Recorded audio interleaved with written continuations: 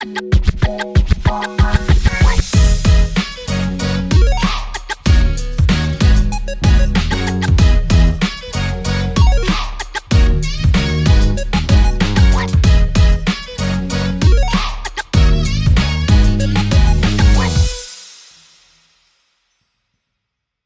tout le monde, c'est Clemenco, on se retrouve pour une nouvelle vidéo et pas des moindres puisqu'elle aura pour thème la review du dernier épisode de Koh Lanta, les chasseurs d'immunité, l'épisode 5. Effectivement il s'est passé pas mal de trucs, il y a eu pas mal d'histoires. Pas autant que l'épisode 4, mais il s'est passé quelques trucs quand même. Je me suis fait quelques frayeurs, il y a eu un peu de suspense sur les épreuves, mais pas que. Je vous avoue que le conseil, bon, la personne qui est sortie, c'est pas si choc que ça, mais c'est plus comment ça s'est déroulé. En tout cas, c'était un épisode plutôt sympathique. Je vous en parlerai plus en détail dans la review et surtout dans le bilan de l'épisode. Mais j'ai passé quand même une bonne soirée. J'espère que vous aussi. Donc, avant de vous dévoiler tous mes avis sur cet épisode, le décortiquer avec vous, je voulais vraiment vous remercier. Vraiment vous remercier. Sans vous, je ne suis rien. Vraiment merci pour tout le soutien que vous avez apporté à ma chaîne et à moi. Hein, vraiment, ça me touche vraiment. Donc, vraiment merci. Voilà, je remonte petit à petit la pente. On la remonte tous ensemble main dans la main et ça fait plaisir, voilà, que vous soyez de plus en plus à regarder mes vidéos et que vous soyez de plus en plus à s'abonner, parce que c'est vrai que vous êtes beaucoup à regarder quand même, mais il y a beaucoup de gens qui regardent mes vidéos qui ne s'abonnent pas, donc c'est un peu con, c'est un peu dommage, vous pouvez louper des vidéos, donc n'hésitez pas à vous abonner. Effectivement, pour louper aucune vidéo il faut s'abonner à la chaîne. Vous pouvez également déclencher la cloche de notification si vous ne voulez vraiment rien louper. Vous pouvez vous perdre dans l'onglet communauté, il y a des posts etc, donc n'hésitez pas à être curieux. Vous pouvez également mettre un pouce bleu à la vidéo, ça fait toujours plaisir, en tout cas moi ça me fait plaisir.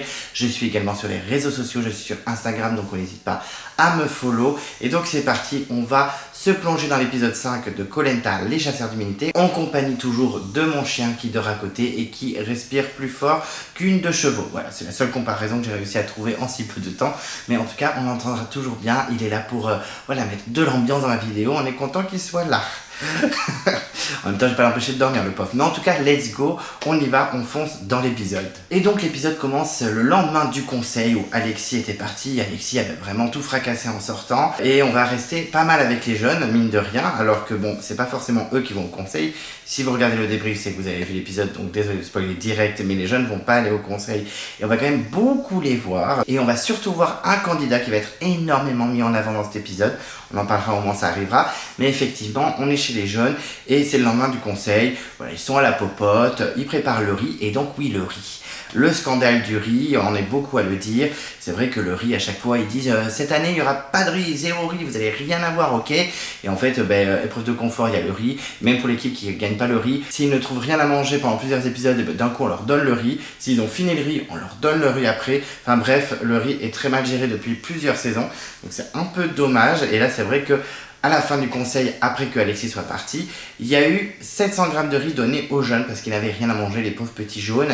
Donc voilà, un peu déçu que ce soit arrivé, je pense que je ne suis pas le seul. Et donc ils font quand même la popote et ils ont ce riz, donc qui est mérité ou non. Et ils se font le premier repas avec du riz, donc ils sont plutôt contents. On a Océane et Pauline qui se lancent dans les doses. Alors attention, bien sûr, on connaît cette responsabilité. Pas mal de candidats l'ont prise et des fois ça leur a coûté cher. Marianne, on en a parlé dans son interview et vraiment c'est ce qui lui a un peu coûté sa place. Il y avait autre chose. Et pas que l'histoire du riz, mais un petit peu quand même. Donc attention au calcul du riz. D'ailleurs, les filles se lancent dans un calcul assez compliqué hein, pour moi. Moi je suis pas très fort en maths, les calculs mentaux ça passe quand je rendais la monnaie, quand j'étais vendeur. Quand ça va plus loin c'est stop. Et effectivement ils font un calcul de riz, elles disent bon ben on est 7, il y a 700 grammes, donc 100 grammes de riz par personne. Donc là à ce moment là je suivais à peu près. Et elles disent donc si on fait 20 grammes par exemple aujourd'hui et qu'il reste 35 jours, si on fait le calcul, j'étais en mode wow. Moi ça va être trop compliqué, moi j'étais en mode what the fuck, franchement j'ai pas compris tout le calcul.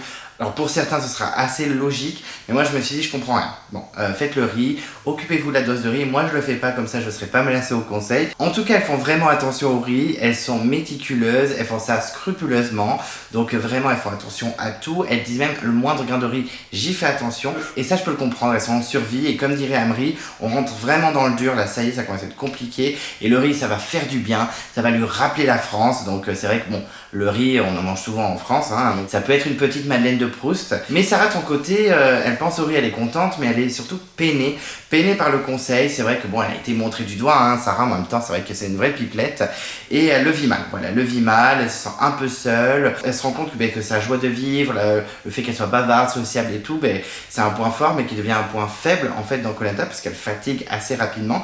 Et là, on a le portrait de Sarah, un portrait que j'avais beaucoup aimé. Alors, on l'avait pas vu entièrement, hein, les portraits qu'on a en avance, avant que la saison soit diffusée, effectivement, on a que des petites brides. Et là, j'étais plutôt content. On l'a en entier, et il est plutôt feel good, ce portrait. On se dit que voilà, elle est plutôt sympathique, souriante, elle parle beaucoup, mais elle a une grosse personnalité. Elle a été diagnostiquée hyperactive, donc elle a fait beaucoup de sport, etc. Donc elle est un peu sportive aussi. On se fait des épreuves, ça s'est pas énormément vu. Elle est pas mauvaise, mais c'est pas non plus la queen des épreuves. Mais en tout cas, voilà, on sait qu'elle parle beaucoup, qu'elle peut fatiguer. Elle en est très consciente puisqu'elle le dit dans son portrait. Et elle parle aussi de son végétarisme. Je vais pas rouvrir le débat du végétarisme qu'on a déjà ouvert dans les premiers épisodes. Mais bon, elle est végétarienne, mais ça ne lui empêche pas de manger du poisson et des insectes. Anyway, mais en tout cas, petit portrait sympathique quand même. On sent quand même qu'elle a des fragilités, ce qu'on n'avait pas vu dans la bride de portrait qu'on avait avant la saison. C'était un de mes coups de cœur portrait avant la saison. Et c'est vrai que là, pour l'instant, Sarah, j'aime bien, mais enfin, je veux dire, elle vire, ça me dérange pas, quoi. Enfin bref, après ce petit portrait, on a une discussion entre Pauline et Sarah, où elles règlent entre guillemets leur compte, hein, parce que c'est plutôt sympathique, c'est plutôt bienveillant. Effectivement, Pauline, et donc Pauline, c'est la candidate qu'on va énormément voir dans cet épisode. Je trouve qu'on la voit énormément par rapport à avant, on la voyait un petit peu en négatif, un peu en train de chouiner, gna. On donnait pas cher de sa peau, et là, elle explose dans cet épisode. La semaine dernière, c'était l'épisode de Julie, et là, cette semaine, c'est l'épisode de Pauline, très clairement. Et Pauline essaye de dire gentiment que, effectivement, Sarah, tu parles beaucoup, tu prends beaucoup de place, tu parles un petit peu sèchement, et que des fois, je n'osais pas trop m'imposer, je marchais un peu sur des œufs et tout. Sarah en a conscience. Donc c'est vrai qu'elles discutent toutes les deux, c'est plutôt sympa. On a l'impression que c'est un peu un moment de paix, un moment serein, un moment de chill. Elle s'explique tranquillement. Et Sarah en a conscience. Elle dit même que ses parents l'avaient prévenue avant de partir, qu'il fallait qu'elle parle pas trop, qu'elle fasse attention socialement, parce que des fois trop parler, ça agace. Hein. Regardez-moi. Peut-être que je vous agace à force de trop parler. Moi je parle beaucoup. Et c'est vrai que moi par exemple, je suis une personnalité où soit ça passe, soit ça casse. On peut me trouver super drôle ou alors super sympathique et on adore parler avec moi. Et je peux aussi fatiguer. Et Sarah est un peu comme ça. J'ai pas été diagnostiqué hyperactif, mais ça n'aurait pas été surprenant. Enfin bref. Et Pauline lui explique tranquillement, voilà, elle lui dit qu'elle avait l'impression qu'elle apprenait un peu de haut. Et Sarah se justifie un petit peu sur son attitude en disant c'est mon côté un petit peu naturel. Des fois, c'est vrai que je peux parler sèchement, on a l'impression que je parle de haut, mais pas du tout. Donc on sent que voilà. Ça va plutôt bien entre les filles, il n'y a pas de grosse tension, on n'est pas chez les rouges, très clairement. Et Pauline, par contre, face caméra, elle m'a buté, elle m'a dit non, mais je lui reproche rien à part son caractère et sa personnalité, quoi. Alors, je sais pas si ça a été dit exactement comme ça, mais moi, c'est comme ça que je l'ai compris. Je me dis, ah oui, donc tu lui reproches rien, mais tu lui reproches quand même d'être elle-même, en fait. Mais bon, malgré cette réflexion, elle dit quand même que c'est plutôt cool entre les deux, donc c'est le principal, mais c'est vrai qu'après, Sarah ne va pas non plus changer de personnalité. Si elle est comme ça, elle est comme ça. Donc voilà, c'est un peu le travail de Sarah maintenant, socialement, essayer de rester un peu plus en retrait, moins se mettre en avant et moins parler. Et ça m'a fait un peu rire la petite réflexion de Pauline. Et chez les jeunes, ça continue à être un petit peu négatif, hein, vraiment, comme Pauline le dit, on est vraiment une équipe de chats noirs et effectivement, il pleut sa mère sur le camp, vraiment trop vénère. Donc beaucoup de difficultés pour préparer le riz, parce que ils sont tous autour du riz, ils sont tous trempés avec leur espèce de petite hutte qui protège le feu, qui prépare la préparation du riz. Donc vraiment, le sort s'acharne sur eux. On a Océane qui est très inquiète, hein, elle a vraiment envie de manger du riz, puis elle n'a pas envie de perdre le riz. Et puis d'un coup, paf, petit arc-en-ciel, petit soleil, c'est bon, il fait super beau. Et donc c'est enfin leur premier repas de riz. Donc ils sont plutôt contents, ils sont au taquet. On va les voir beaucoup manger dans cet épisode, parce qu'ils ont un confort assez gargantuesque. Et effectivement, ils vont pouvoir bien manger pendant tout l'épisode. Et on a Pauline qui veut manger grain par grain et qui veut savourer. Et c'est vrai que là, comme je le disais, Pauline, on la voit énormément dans l'épisode. À chaque moment où elle peut intervenir, elle intervient. La production l'a mis énormément en avant. Donc Pauline peut être une petite surprise de la saison, qui sait. C'est vrai que, franchement, au début, on était en mode mais maintenant on la voit every time, quoi. Donc tant mieux pour elle. Moi c'est pas quelqu'un qui me dérange, bien au contraire. Je l'apprécie pas mal, donc écoutez, ça me dérangerait pas qu'elle aille un peu plus loin. Et puis j'aime bien les outsiders, j'aime bien les gens un peu mis de côté. Ils savent, les candidats, que c'est pas beaucoup mais que c'est un gros festin quand même. On a Sébastien qui est très content. Sébastien va être plutôt content pendant tout l'épisode, ça change de la semaine dernière. Et il dit que ça renforce, que ça réchauffe et qu'ils vont être d'attaque pour l'épreuve qui va arriver. Et effectivement, il fait bien de dire ça puisque Sébastien récupère la bouteille de convocation pour l'épreuve de confort confort. Enfin, il la récupère sous la flotte parce qu'il repleut. En même temps, on est dans un pays où il y a des intempéries tout le temps comme ça. Et le mot c'est ventre affamé n'a pas d'oreille, mais vous devrez faire confiance à tous vos sens pour retrouver celui du goût. Alors très clairement, on se doutait que c'était peut-être une épreuve à l'aveugle ou quelque chose, mais ils n'en parlent pas trop, ils sont juste au taquet. On a Aurélien qui dit ça nous a mis une claque, les 4 défaites, etc. Avec le conseil qui était houleux avec Alexis. Amri, lui, il veut renaître de ses cendres, alors c'est clairement sa phrase. Phoenix, il veut renaître de ses cendres, c'est vraiment la phrase d'Amri, il n'arrête pas de le dire. Il dit même, moi les jeunes, c'est les nouveaux Phoenix, etc. Il veut valider ce qui s'est passé sur le camp, voilà, qu'ils étaient en bon mood, vraiment unis, une équipe vraiment unie maintenant après le scandale du conseil, qui malgré tout était un mal pour un bien. Alexis a vraiment remué l'équipe en faisant ça, même si, bon, on va pas rouvrir le débat, mais moi je pense que c'est quand même un abandon déguisé, pas un réel abandon total, mais je pense qu'il était tellement à bout, il n'était pas non plus assez fort pour rester jusqu'au bout de l'aventure, ce n'est que mon avis. Et donc ils vont tracer pour l'épreuve, et on a une petite mise en scène où ils courent sous la flotte, ils tapent même tous la bannière, un petit peu ridicule, je l'avoue. C'est vrai que la prod aime bien ces petites mises en scène comme ça, et c'est dommage parce que je trouve que ça enlève un petit peu de naturel dans l'épisode, voilà. Et donc ils arrivent à l'épreuve, et les rouges découvrent que les jeunes ont dégagé Alexis, et c'est vrai qu'ils sont un peu surpris. On a Jean qui intervient en disant Alexis c'était un bon aventurier, on avait l'impression qu'il était plutôt solide, mais c'est vrai que bon, ils n'ont pas tous les tenants et les aboutissants de ce qui se passe sur le camp, et surtout que la dernière prestation sur les radios c'était pas foufou, donc il dit que c'est ça qui doit expliquer son élimination. Et rapidement Denis il rentre dans le dur et dit la récompense de cette épreuve c'est que vous allez faire les courses. Et effectivement on voit plein de petites cloches en osier et on sent que les aventuriers sont plutôt excités. Moi j'avoue qu'à leur place je serais on fire. Moi déjà quand j'ai pas mangé toute une après-midi je suis affamé, donc là je serais on fire, en mode ça y est ça va être l'apéro, je vais péter un plomb. Megan elle de son côté est plutôt contente parce qu'elle adore faire les courses. Moi je déteste faire les courses. Moi clairement maintenant c'est du drive, je vous le dis direct. Aller vraiment faire tous les rayons, en plus il y aura grave de monde. Ah non, moi les courses c'est non. Et elle dit mais moi j'adore faire les courses et en plus c'est gratuit. Alors ça par contre les courses gratuites c'est oui, là je veux bien aller les chercher. Amri lui il est plutôt excité, il dit qu'ils ont besoin du confort, mais je pense que tout le monde a besoin du confort Amri. Et il sait qu'il joue gros, voilà que le conseil ça leur a fait du bien, il a envie de gagner, il veut être dans le côté positif. On sent que les jeunes ça leur a mis une petite claque et que maintenant ils veulent renaître de leur centre comme dirait Amri. Sébastien lui il dit qu'il y a moins de surpression, que c'est bon ils vont y aller plus cool, de toute façon ils n'ont plus rien à perdre, ils ont perdu 4 fois déjà. Et il dit clairement qu'ils vont être plus précis et il est impatient de voir ce que cachent les petites cloches en osier. Et la récompense effectivement, il y a Denis qui dévoile tout et on a des pâtes, on a des œufs et on a même Ricky qui dit qu'il veut pleurer. Bah oui, il va pleurer dans cet épisode. Ne t'inquiète pas Ricky, tu vas pleurer, mais pas pour les bonnes raisons. Il y a aussi du café, on a une bâche étanche. Alors là, Océane, elle est hystérique. Océane est vraiment très contente. Et d'ailleurs, au moment où ils disent ça, on a un plan de Océane et Pauline qui font ah. Et c'est un plan qu'ils avaient utilisé dans le pré-générique pour nous faire croire qu'il y avait un truc choc dans l'aventure. Pas très gentil les monteurs. Bon, ils nous font toujours croire des choses un peu perdues. C'est pour ça, regardez pas les pré-génériques. Regardez pas les pré-génériques parce qu'il y a des choses qui spoilent et on va parler d'un épisode, il y a un truc qui est méga spoilé dans le générique. Oui, c'est dans le générique? Non, c'est dans le pré-générique. Et vraiment, j'étais en mode, ah oui, ok. Dès que j'ai vu l'épreuve, je sais qui c'est qui gagne. Bon, enfin bref, mais il y a aussi du chocolat. Et Denis, il s'arrête. Non, mais je vais pas tout vous montrer. D'ailleurs, j'ai pas trop compris pourquoi il s'était arrêté, parce que je sais pas si on a vu ce qui restait.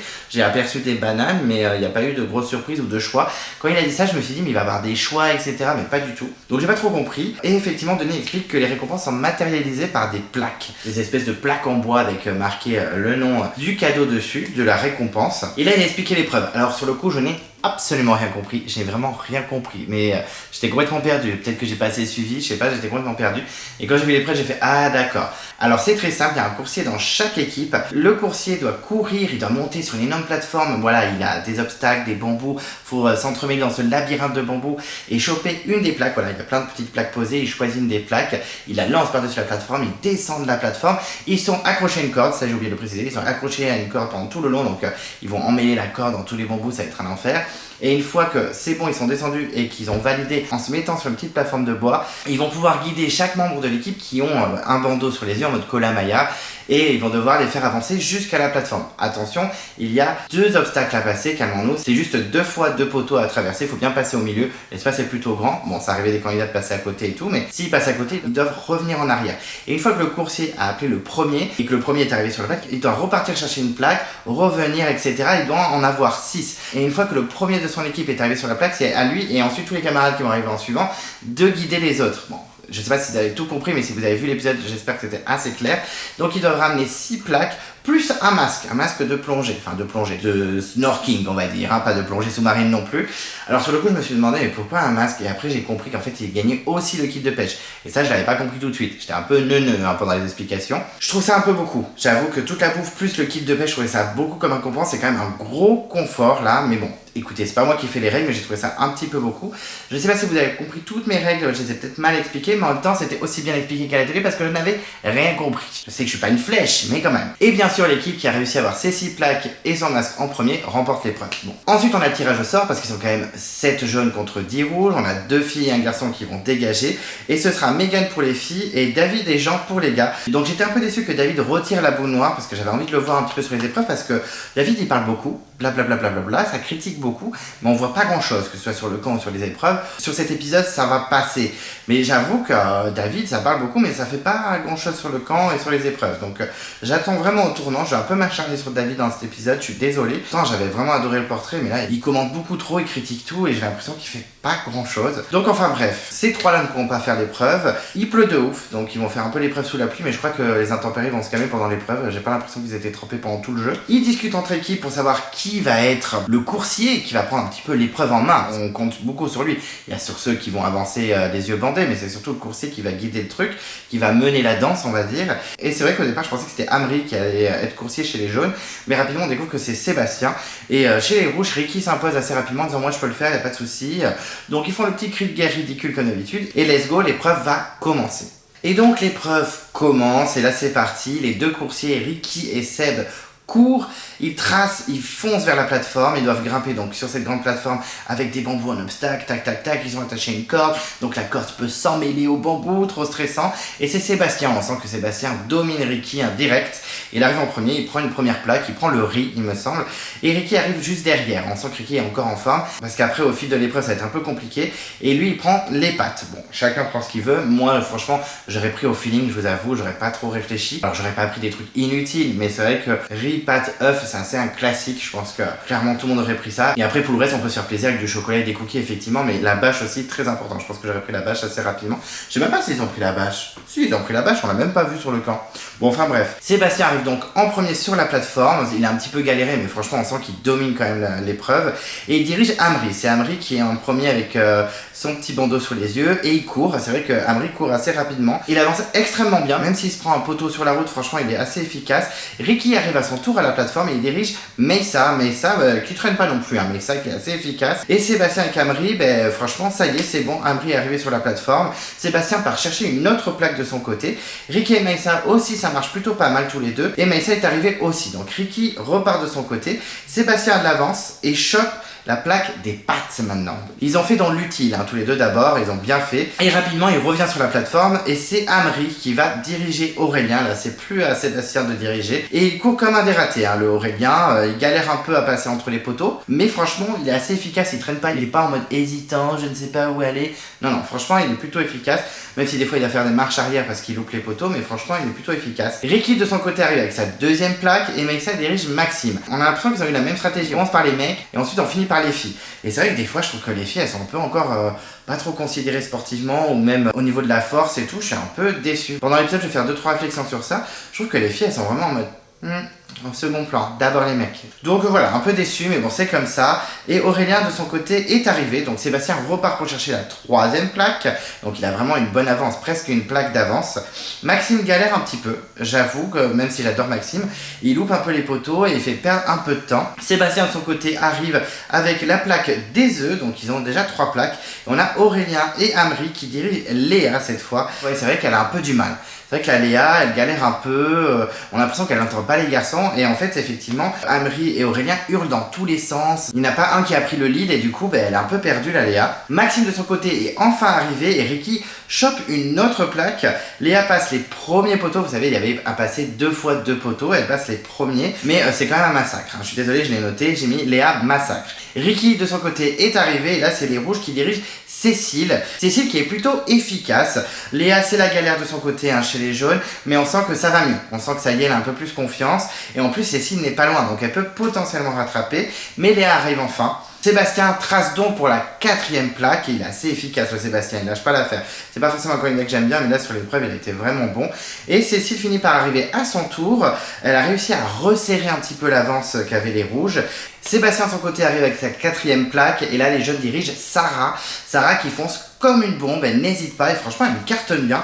J'étais vraiment choqué qu'elle n'hésite pas, qu'elle vraiment elle donne tout. Je savais que c'était une sportive mais c'est vrai qu'elle est un peu hésitante des fois et là franchement efficace. Ricky de son côté, lui il galère un petit peu avec les cordes et tout ça, c'est un petit peu la galère et il finit par arriver à la plaque et là les rouges vont diriger Julie qui avance tranquille. Voilà, Julie qui est en mode bonjour, c'est par où? C'est où? Non, par là, ok. Julie, par contre, il faut y aller. Déjà que tu es considérée faible à la nage, tu es considérée faible dans tous les sens. Donc, si sur les épreuves tu continues à faire ça, tu vas te faire dégager, clairement. Et donc, comme Sarah a été super efficace et qu'elle avait à bon port assez rapidement, Sébastien, lui, de son côté, a tracé et il a chopé la plaque de la bâche. Donc, ça fera plaisir à Océane. Et il arrive à destination et là, les jeunes dirigent Pauline. Et du côté des rouges, c'est la galère totale, effectivement. Julie se fait engueuler dans tous les sens. Et je peux le comprendre, même si j'aime bien Julie, là, clairement, wow.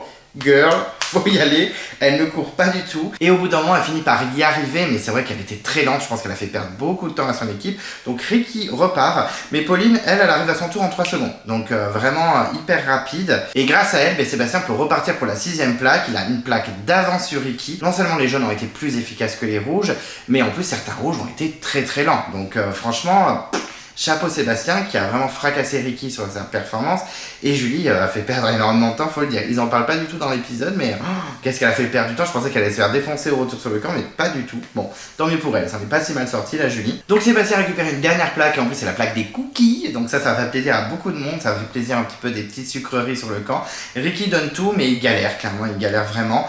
Les jeunes dirigent maintenant Océane et Ricky arrive ensuite de son côté et là ils vont diriger Léa, mais Léa sportive, vous savez Léa rouge qui va beaucoup plus vite qu'Océane. C'est vrai qu'Océane, c'était pas ouf. Je sais pas si c'était une bonne idée de la mettre à la fin. Bon, finalement, si, puisqu'ils l'ont remporté, mais sur le coup, je me suis dit, oula, Océane elle peut faire traîner l'équipe et les rouges vont rattraper. Alors que la Léa des rouges, elle court de ouf, elle tente de rattraper au maximum.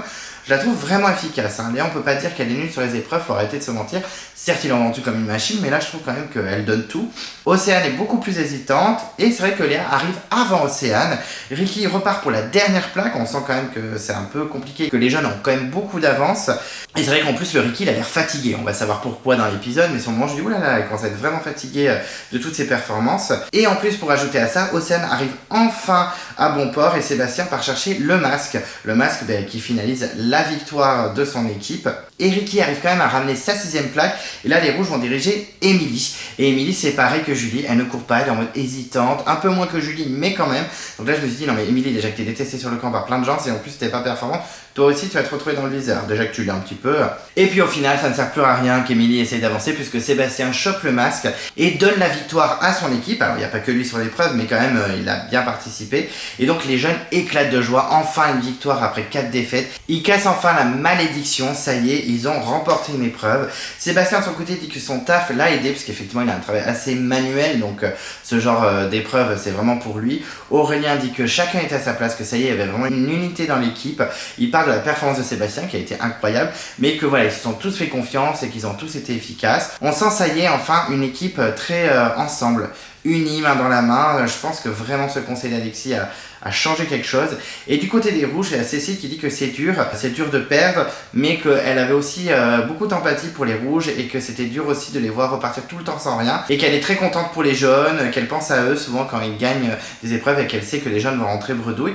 Et là, Meyssa pète un câble, gentiment, mais il pète quand même un câble en disant je suis pas d'accord, moi je suis compétiteur dans l'âme, moi j'en ai rien à faire qu'ils galèrent, voilà c'est mon état d'esprit et je me rends compte que l'état d'esprit des autres, c'est ça qui va pas, c'est ça qui fait la différence. Alors les jeunes ont été très forts et c'est très bien et tant mieux pour eux et chapeau. Moi je peux pas me dire moi je pense aux autres, c'est triste qu'ils aient pas à manger etc. Non, on est dans la compétition. On sent que Meyssa, voilà, il est pas très content de ce que Cécile a dit et qu'il veut prendre un petit peu un lead dans l'équipe. On sent qu'il commence à prendre de la place, mais Meyssa il dit vraiment ce qu'il pense. Lui qui était tout discret au début, là vraiment il commence à s'imposer. Alors que ce soit bien ou pas, en tout cas cas il existe. Je suis assez comme lui, on est dans une compétition et là aussi pour l'emporter, donc c'est vrai que c'est bien d'avoir de l'empathie pour les gens, bien sûr, faut pas être horrible, mais par contre leur dire carrément non mais je suis content pour vous, ça me faisait de la peine, mais non, en fait tu montres un peu ta faiblesse et tu leur donnes de la confiance. Ils vont beaucoup le dire les garçons, mais même s'ils m'agacent un petit peu, ils ont un petit peu raison. Et David pète un câble. Alors là moi David, je vous le dis, je peux plus. Voilà, je peux plus. Vraiment, il m'agace. Après, il doit être très gentil dans la vie, parce qu'il a l'air d'avoir un très bon social. Il a l'air d'avoir beaucoup de qualité. Mais vraiment, là, je peux plus. Il a même pas participé à l'épreuve. Il regarde, fait, j'ai l'impression de regarder des touristes qui marchaient. Les autres, ils fonçaient. Voilà, franchement, je suis un peu déçu. Mais tu n'as pas fait l'épreuve, en fait, David. Excuse-moi de le dire. C'est comme la semaine dernière quand Ricky a commencé à critiquer la performance de Léa alors qu'il n'a pas fait l'épreuve non plus. Alors c'est vrai que je l'avais pas dit dans ma review, donc on peut m'accuser de mauvaise foi, mais je le dis là. Je dis Ricky n'avait pas non plus à intervenir. Là David, franchement, en plus ils sont en train de se clasher devant les jeunes, donc vous montrez clairement vos faiblesses. Donc David m'a énervé et le comportement de l'équipe de rouge m'a un petit peu énervé aussi. Et Cécile elle dit rien, elle est en mode oui c'est vrai qu'on n'a pas assez couru, voilà je m'en veux, je regrette. Non mais par contre Cécile t'as le droit aussi de dire bah moi j'ai des sentiments, oui j'ai le droit d'être contente un peu pour les jeunes.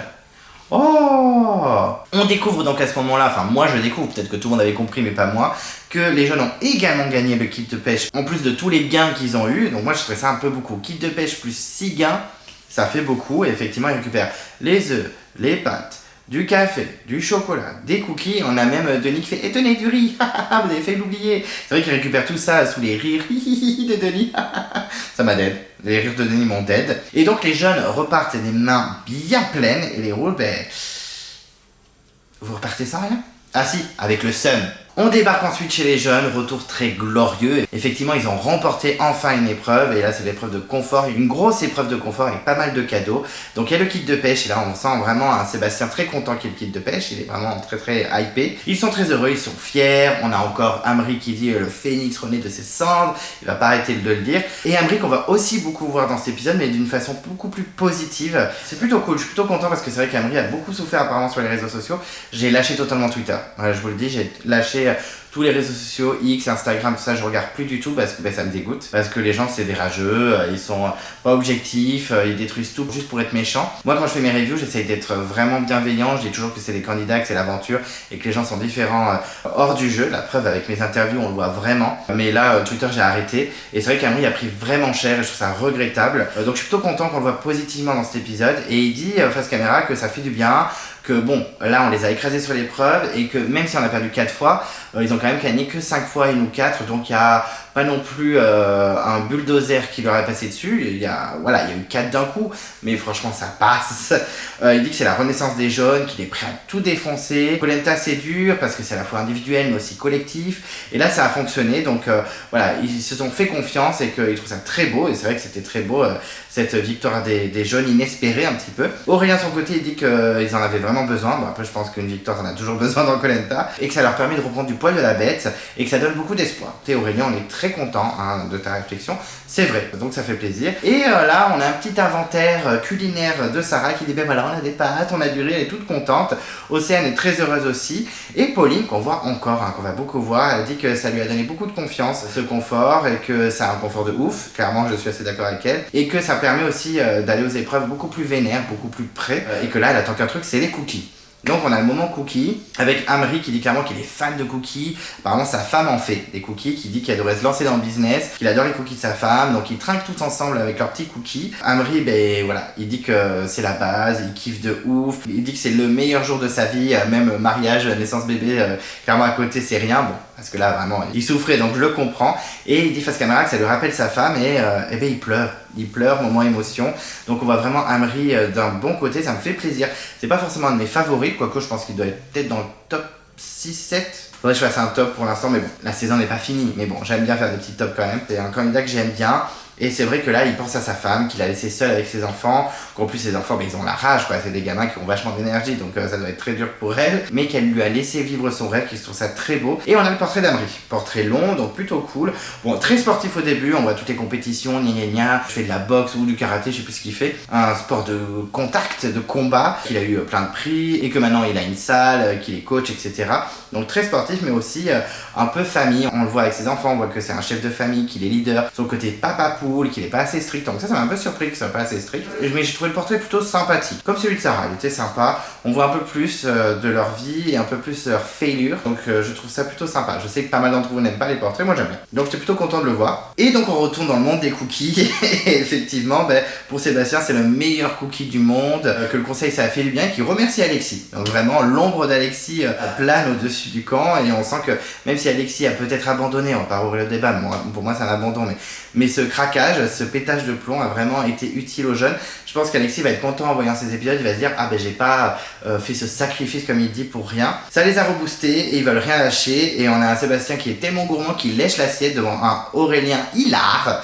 Donc écoutez, ils se font plaisir, on sent qu'il y a une bonne ambiance. On a Pauline qui est trop contente de ce cookie, elle est même très triste que ce soit fini, que voilà, elle l'a mangé, c'est terminé. Elle n'en revient pas de s'extasier autant sur un cookie, mais bon, je peux comprendre. Moi j'avoue que quand j'ai très faim et je mange un truc que j'aime bien, je suis un peu hystérique dans ma tête. Je suis un peu comme un chien hystérique. Moi la bouffe c'est ma vie, je pense que ça se voit. Mais en tout cas voilà, je comprends tout à fait l'excitation pour un cookie. Et il y a le moment café, et c'est vrai qu'il y a beaucoup de gens qui aiment le café. Moi ça ne me dérange pas, j'en bois pas du tout du café. Je ne fume pas et je bois pas de café. Franchement, bon, je comprends qu'on kiffe. Moi j'ai plein d'amis, plein de proches qui adorent boire du café. Et Pauline, elle a dit qu'elle est pas fan, mais qu'elle va quand même en boire un peu. Moi clairement, je bois pas de café en France. Mais si je suis dans Koh Lanta, je vous le dis direct, moi j'en bois cash quoi. Elle dit que c'est hyper amer, en plus ça m'a tué, hyper amer, ça m'a dead. Mais moi j'en boirais quand même, rien à faire, on est dans Koh Lanta. En plus l'odeur du café j'adore. Comme dirait Catherine, quand elle a senti sa fille, elle sentait le café et la framboise, non la fraise. Elle dit que c'était de ses deux odeurs préférées. Superbe interview, l'interview de Catherine. Catherine, si tu es là, love you. Amri continue à intervenir et il parle des rouges et il dit qu'il a bien kiffé qu'ils se soient chamaillés devant eux. Il sent que c'est un peu la zizanie et il a un peu envie de mettre la zizanie, donc il sent que les rouges ont des points faibles et il va pas hésiter à taper dedans, donc Amri est satisfait. Oui là clairement les rouges ont montré leur faiblesse. Et on part chez les rouges où on se doute que l'ambiance va être catastrophique parce que même quand ils gagnent, ils s'embrouillent. Alors là, ils ont perdu, donc ils vont encore plus s'embrouiller. Et effectivement, on a Meyssa qui est très en colère par les réflexions de certains en mode trop content pour les jeunes, gna gna gna. On sent que ça l'a saoulé, on sent que ça l'a gonflé. Je peux comprendre, même si bon, moi j'aurais pas réagi comme lui, j'aurais dit si elle est contente, tant mieux pour eux, mais franchement, bon. C'était un peu excessif, mais je peux comprendre quand même ce qu'il ressent.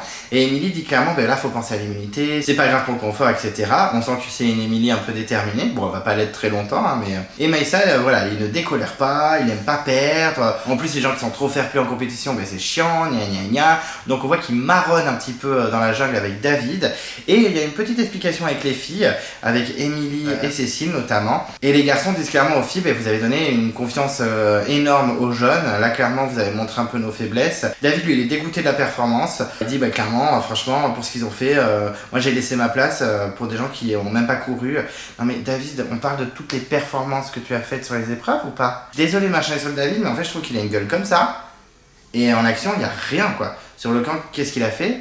Sur les épreuves qu'est-ce qu'il a fait? Alors là oui, sur l'épreuve d'immunité il a fait tomber 2 petits totems, pardon excusez-moi, mais sur le reste c'est un fiasco. Moi qui pensais vraiment que ça allait être un des aventuriers les plus importants de la saison, à chaque fois qu'il part, je me dis, mais à part critiquer, tu fais quoi dans la live? Ah, ça m'agace, il doit avoir un super social, David. Et c'est vrai que voilà, il dit quand même, j'ai vu qu'en face, ils avaient la niaque, donc franchement, aujourd'hui, on n'a pas eu la niaque, et on s'est un peu laissé faire après 4 victoires, forcément, on s'est un peu reposé sur nos lauriers, et là, pour David, ils ont pris une claque. Bon, ça, il a pas tort, c'est vrai qu'ils ont pris une claque. Et c'est vrai que là, on a un petit groupe qui en discute, on a Cécile, Julie, Émilie avec les 2 garçons. Bon, ça clash un peu, ça rigole, et ça clashote, voilà, il y a une petite ambiance quand même, entre mi-clash et mi-rigolade. On a vraiment David qui se moque de Cécile et Julie qui couraient pas, ou même Émilie, et les garçons sont sûrs que clairement en agissant comme ça et avec les termes de Cécile au moment de la défaite, ils ont donné une confiance de malade aux jeunes. Bon, ça je suis plutôt d'accord, c'est juste que j'aime pas trop quand on parle et qu'on fait rien à côté. Et Cécile avoue face caméra qu'ils ont pas été bons, mais que c'est un mal pour un bien, que là ça y est, ils ont pris une petite claque, ça va les rebooster, qu'ils feront mieux pour l'épreuve d'immunité et pour les épreuves suivantes. Il y a même Émilie qui dit qu'elle a une rage de dingue, bon on espère qu'ils vont performer. Et là, petit drama, on a Ricky qui a mal au genou. Donc là, c'est le moment où mon cœur a fait... Vraiment, j'étais en mode non, Et bien Ricky a mal au genou, il s'est fait très mal pendant l'épreuve. Effectivement, il s'est un peu, pas pété les genoux, mais il s'est fait un gros coup au genou. Donc, et bien il craille, il pleure beaucoup, le petit Ricky. Et il veut pas le dire. Il veut pas le dire, il veut pas appeler le médecin parce que si le médecin vient et il lui dit on vous a fait l'infirmerie et ciao bisous tu rentres chez toi, voilà, il sait que franchement il peut potentiellement partir donc il est un petit peu en dépression. Franchement ça fond mon cœur. Moi qui adore Ricky, je le trouve tellement attachant. Franchement j'ai même pas d'argument, je le trouve trop cute. J'ai trop envie que ce soit mon pote, j'aurais trop aimé faire l'aventure avec lui, il a l'air trop frais, trop sympa. Surtout que ça a commencé grave bien pour lui l'aventure, il avait trouvé un collier, il avait gagné les premières épreuves et tout, donc franchement non j'étais au taquet. Et Maxime, qui est un de mes favoris aussi, il est inquiet pour Ricky. Il se dit que là il a le moral dans les chaussettes, avec le genou où il a mal, la performance face à Sébastien, c'est vrai que Ricky n'a pas été incroyable. Après Sébastien c'est une montagne. Je pense que ça aurait été Ricky contre, je sais pas moi, un autre candidat. Je vais pas balancer de nom, je suis comme Léa, je fous la merde et je ne donne pas de nom. La pauvre. D'ailleurs, Léa, je suis très content qu'elle soit toujours dans l'aventure, je commence à l'apprécier de plus en plus.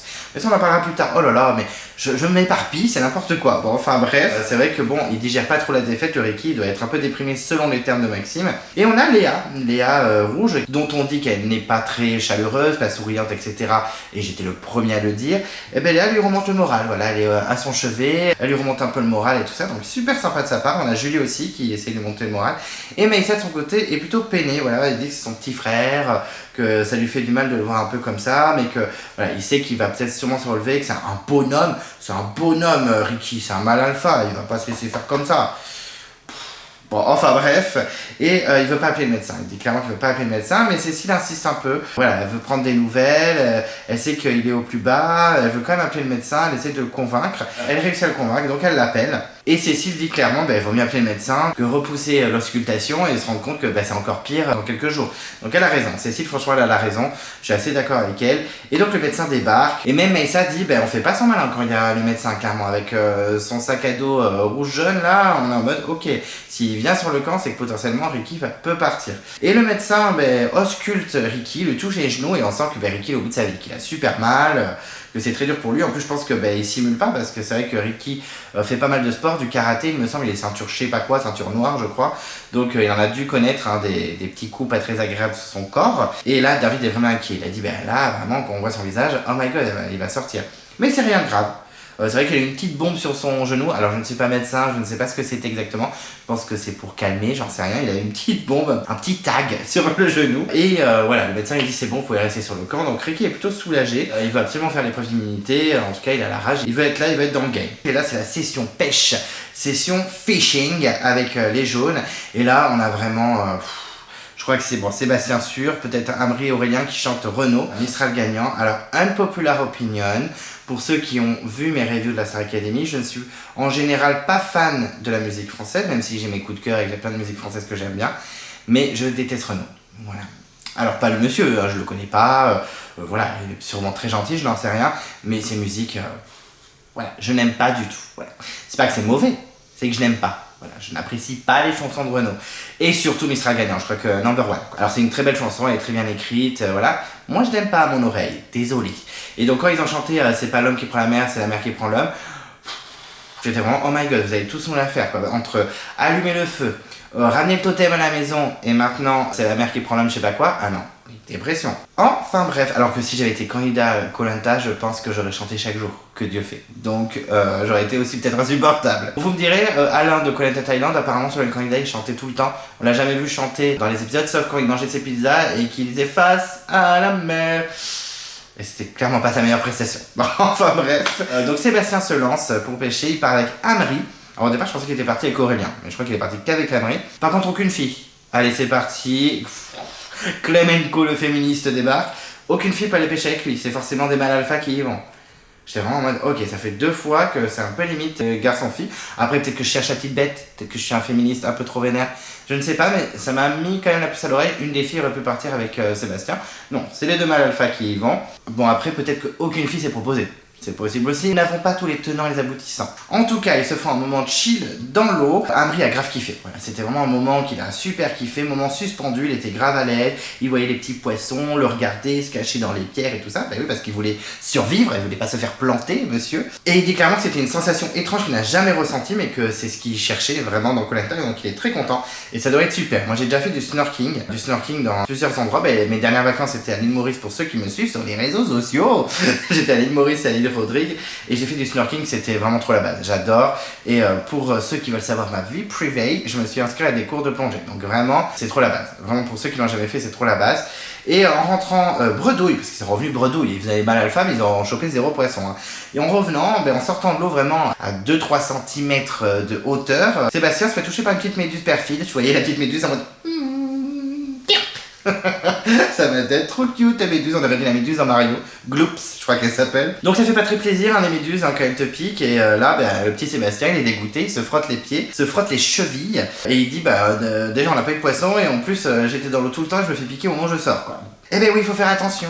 Toujours chez les jeunes, on sent qu'ils sont unis. Ça y est, on sent que c'est une vraie famille. Et Amri déclare qu'il n'y a plus d'alliance du tout, que maintenant l'alliance des 5 ne compte plus. Et c'est vrai qu'on a Pauline et Léa qui sont plutôt contentes. Il y a juste une phrase qui m'a un peu dérangé d'Amri, même si je défends Amri, là j'avoue que j'ai fait ah non quand même. Il a regardé Léa et fait mais c'est vous qui avez créé ça au début. Non en fait, c'est vous qui avez créé une alliance en 3 secondes. Léa n'a jamais essayé de faire une alliance nulle part, en tout cas à la caméra on l'a pas vu. Léa elle était vraiment en mode bonjour, j'adore la vie. À aucun moment elle a essayé de faire une alliance à quelque part, hein, à part quand elle était en danger. J'ai pas compris cette phrase mais bon ok. En tout cas Amri dit qu'il n'y a plus l'alliance des 5, c'est terminé. Que Pauline et Léa sont grave méritantes et qu'elles se sont jamais plaintes. Ça y est, on sent que c'est les 7 et que certains, comme par exemple Sarah notamment, ou même Océane, mais Océane je pense beaucoup moins, peuvent être menacés par rapport à Léa et Pauline. Et Pauline dit mais moi je vous le dis direct, c'est l'équipe avant tout.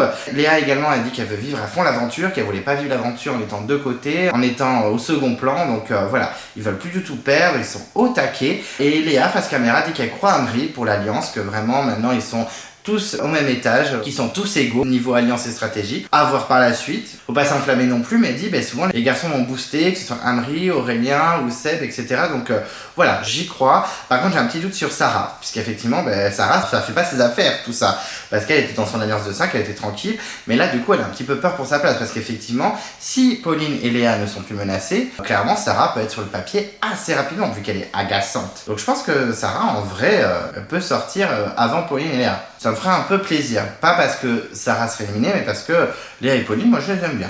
En tout cas, il y a un petit repas ensuite avec un œuf pour chacun et du riz. Donc là, ils kiffent et ils trinquent tranquille ensemble. On a Sarah qui kiffe l'œuf. En plus, ils mangent devant une vue incroyable, un coucher de soleil superbe. C'est vraiment du kiff, ils admirent vraiment le paysage. C'est une soirée rêvée de Koh Lanta pour Léa, et ça je le comprends, c'est vrai que quand on fait Koh Lanta, on veut vivre ce genre de moment. Et elle a vraiment l'impression d'avoir le ventre plein, alors que c'est pas le cas du tout, donc ça m'a fait un peu rigoler. En tout cas, ils se couchent dans la bonne humeur et dans la bonne ambiance. Maintenant c'est « Tu es de ma famille ». On verra plus tard dans les prochains épisodes. Le lendemain, on est toujours chez les jeunes, on va beaucoup voir les jeunes, comme je vous disais, par rapport aux rouges, alors que c'est les rouges qui vous conseillent. Et ils sont encore en train de manger. Donc vraiment, je vous avais dit ça aussi, qu'il y avait beaucoup de monde culinaire. Et c'est le moment du petit déjeuner. Un petit déjeuner copieux, à quelques heures de l'épreuve en plus, donc ils vont avoir de la force, à base de café et chocolat. Donc là, ça kiffe à fond. Aurélien, ça lui rappelle le camping. Voilà, le camping, le matin, quand tu bois ton café dans ta caravane, je ne sais pas. Moi, j'avoue que la dernière fois que j'ai fait du camping, c'était à la Coupe du Monde 98 quand j'avais 10 ans. J'ai un peu souffert, hein. Vous savez que le foot et moi, c'est pas la folie. Mais j'ai vu le match de la finale. C'est déjà pas mal. Hein. 1-2-3-0, je l'ai vu. Je pourrais dire que j'ai vécu ça. Même si ça ne m'a absolument rien fait, mais c'est un événement quand même important, on va dire. Sarah et Pauline de leur côté, elles kiffent aussi, donc vraiment c'est un bon moment. Et là, il y a un petit moment où ils font les comptes de pâtes. C'est vrai qu'ils ont reçu des pâtes, et ils sont en mode, on en mange combien? 5 par personne ou 10 par personne? 5 par personne, c'est un peu colère quand même, je me dis, c'est quand même une pâte, c'est cette taille. Donc moi je me suis dit, vraiment, non, 10, c'est déjà pas beaucoup, 10, alors 5. Après on est dans Koh Lanta, on est d'accord, mais quand même. On a le petit jingle Panzani, alors là, sur le sol. Je suis désolé, j'étais sur le sol, j'étais en mode what? Des pâtes, oui mais des cadassis. Non mais, dead. Ça m'a buté, désolé. Mais franchement, j'étais en mode, non mais c'est quoi ça? Bon, je pense qu'ils l'ont trouvé eux-mêmes, mais entre Phoenix et ça, moi je meurs. Donc on les voit encore manger, cette fois c'est des pâtes, et ils réalisent effectivement le manque de nourriture, en mangeant en fait des trucs comme ça de ouf, et ils se rendent compte qu'en fait, oui, ça manque à leur quotidien. C'est bien de s'en rendre compte au bout du 14e jour. Et Aurélien dit que voilà, en France, 10 pâtes ça aurait pas suffi, ils mangent des grosses plâtrées, alors que comme ça. Moi je mange juste 3 pâtes, je prends 3 kilos, donc clairement on n'a pas la même morphologie, le même métabolisme si vous voulez. Il dit que là c'est vraiment du kiff, que c'est que 10 pâtes mais ils kiffent et ils veulent tout donner en tout cas pour l'épreuve pour rester à 7. Et donc on est toujours chez les jaunes et c'est la convocation à l'épreuve d'immunité. Et on a Amri qui récupère la bouteille en disant en l'honneur des nouveaux jeunes. Donc vraiment il veut marquer qu'il n'y a plus d'alliance, donc tant mieux. Et le mot qui est un peu long, c'est ne partez pas à U et à Dia, la précision et la précipitation ne font pas bon ménage. Donc on sent que c'est un peu un jeu de précision. Nous on savait ce que c'était parce qu'on avait vu dans le teaser. Amri veut tout donner. Veut tout donner, Sébastien également. Amri veut également foutre la zizanie chez les rouges. On sent bien que c'est son objectif. Il a bien vu qu'il y avait des faiblesses, qu'il y avait des failures. Donc voilà, il veut vraiment foutre le bordel. Lui il veut revenir à 7 sur le camp et il veut dépeupler les rouges. Donc on sent qu'ils vont être avec le canif entre les dents et qu'ils vont tout donner. Personnellement, je savais qui allait emporter l'épreuve parce qu'on le spoilait dans le pré-générique. Donc vraiment, ne regardez pas le pré-générique. Et donc les candidats arrivent sur l'épreuve au ralenti, vraiment, moi les ralentis ça me bute quand ils arrivent sur l'épreuve. Ils le font depuis vraiment un moment parce que je revois Ravière le faire. Mais Ravière dans son retour, donc je dirais au moins 2018, 2017, 2018. Je trouve ça tellement ridicule, je le dis à chaque fois mais vraiment ça m'agace. Et on voit des petits totems par-ci par-là, donc on sait très bien ce que c'est l'épreuve parce qu'on l'avait vu dans le teaser il me semble. Je le savais que c'était ça, donc je pense que je l'ai vu dans le teaser, je l'ai pas inventé. L'épreuve des catapultes, moi je dis souvent l'épreuve des lance-pierres, mais en fait c'est plus des catapultes. Et on a Sarah qui dit clairement que l'équipe, elle avait pas de pression sur l'épreuve de confort, donc c'est peut-être pour ça qu'elle a remporté. Ils avaient déjà perdu 4 épreuves, donc ils n'avaient plus rien à perdre en vrai. Mais que là, sur cette épreuve, ils veulent continuer dans leur lancée, ils sont motivés pour l'épreuve. Sébastien lui précise qu'ils ont eu un bon petit déjeuner, un café chocolat, tout ça, que c'était très sympa. On a un plan sur David qui est vraiment en mode... Je suis deg.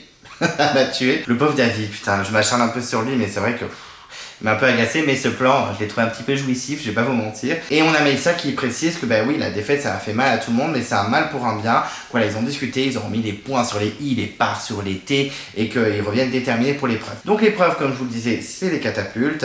On sait déjà qu'il a emporté, si on regarde le pré-générique, clairement. Un plan qui est pas d'une demi-seconde, on voit vraiment les candidats très contents après que le dernier candidat ait marqué le point, donc c'est un peu con, merci le pré-générique.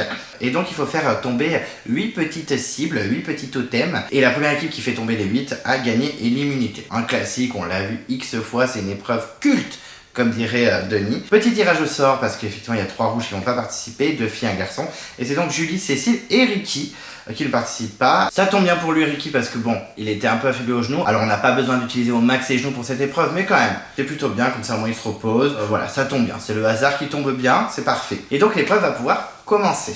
Et donc l'épreuve commence, et là je le redis une nouvelle fois, pourquoi avant ils doivent courir? Qu'est-ce que ça apporte? Ça apporte rien au niveau des plans, ça apporte rien au niveau du suspense, et ça n'apporte rien au niveau de l'équité. Là je ne comprends pas, j'ai pas compris du tout, donc il faut une petite course de 3 mètres, un peu ridicule. Et c'est parti, les premiers tirs vont arriver, c'est Émilie qui tire en premier pour les rouges et Amri chez les jaunes.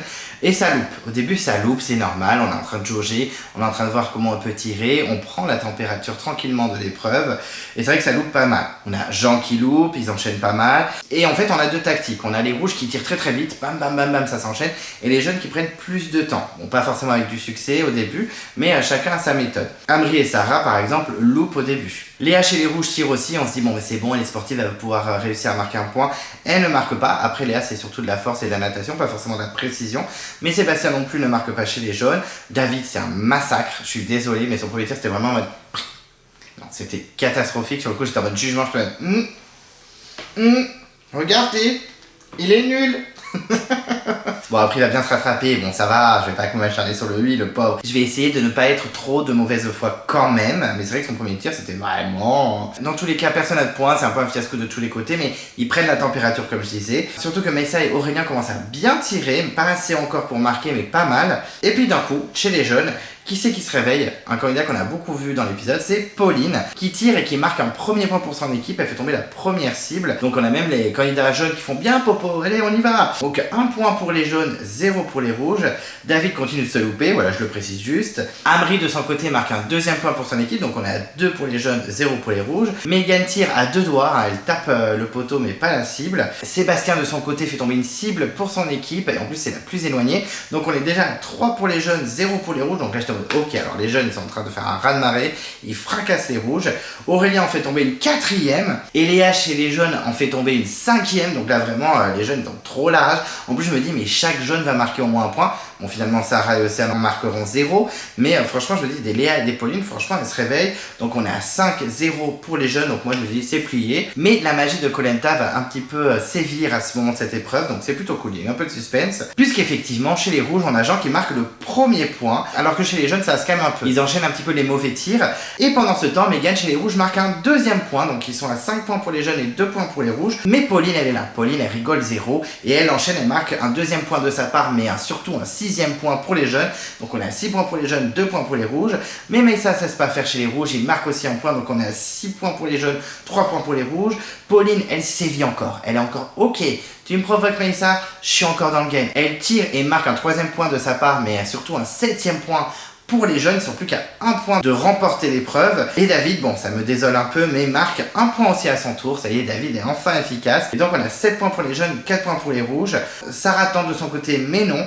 Émilie en marque 1, donc j'étais plutôt content pour Émilie, parce que c'est vrai qu'Émilie c'est un peu comme David, elle n'est pas très performante, enfin en tout cas elle s'illustre pas de malade. Et donc là on est à 7 points pour les jeunes et 5 points pour les rouges, le suspense est en train de grandir, donc là j'étais plutôt content. Même si j'espérais fortement que les jeunes l'emportent, je me suis dit ah au moins ça met un peu de suspense, on est un peu au taquet. Et effectivement le suspense est toujours là puisque Jean enchaîne et marque un 6e point pour les rouges, donc on est à 7 points pour les jeunes, 6 points pour les rouges. Léa chez les rouges a 2 doigts de faire tomber une nouvelle cible, mais en fait elle tire dessus et la cible se met en équilibre, elle ne tombe pas, du coup ça ne compte pas, il faut vraiment la faire tomber, donc j'étais un peu deck pour elle, on sent qu'elle a un peu la rage. David fait un nouveau bon tir, bon voilà, je l'avoue, il a des qualités, bon, et ben voilà, il fait tomber une deuxième cible, et donc il met à égalité. Là c'est vraiment tendu, on a 7 points chez les jeunes, 7 points chez les rouges nous ont fait une remontada comme jamais. Megan tire à son tour chez les rouges, mais non, Océane tire chez les jeunes, mais non plus, et là on a vraiment le tir final, on sent vraiment qu'il y a une tension, c'est Maïssa chez les rouges, et Aurélien chez les jeunes, ils visent, et c'est exactement le plan qu'on voit dans le prix générique, donc j'étais persuadé de ce qui allait se passer, et effectivement, Aurélien tire en premier, et marque un point pour les jeunes, et il donne surtout la victoire aux jeunes, et donc les jeunes remportent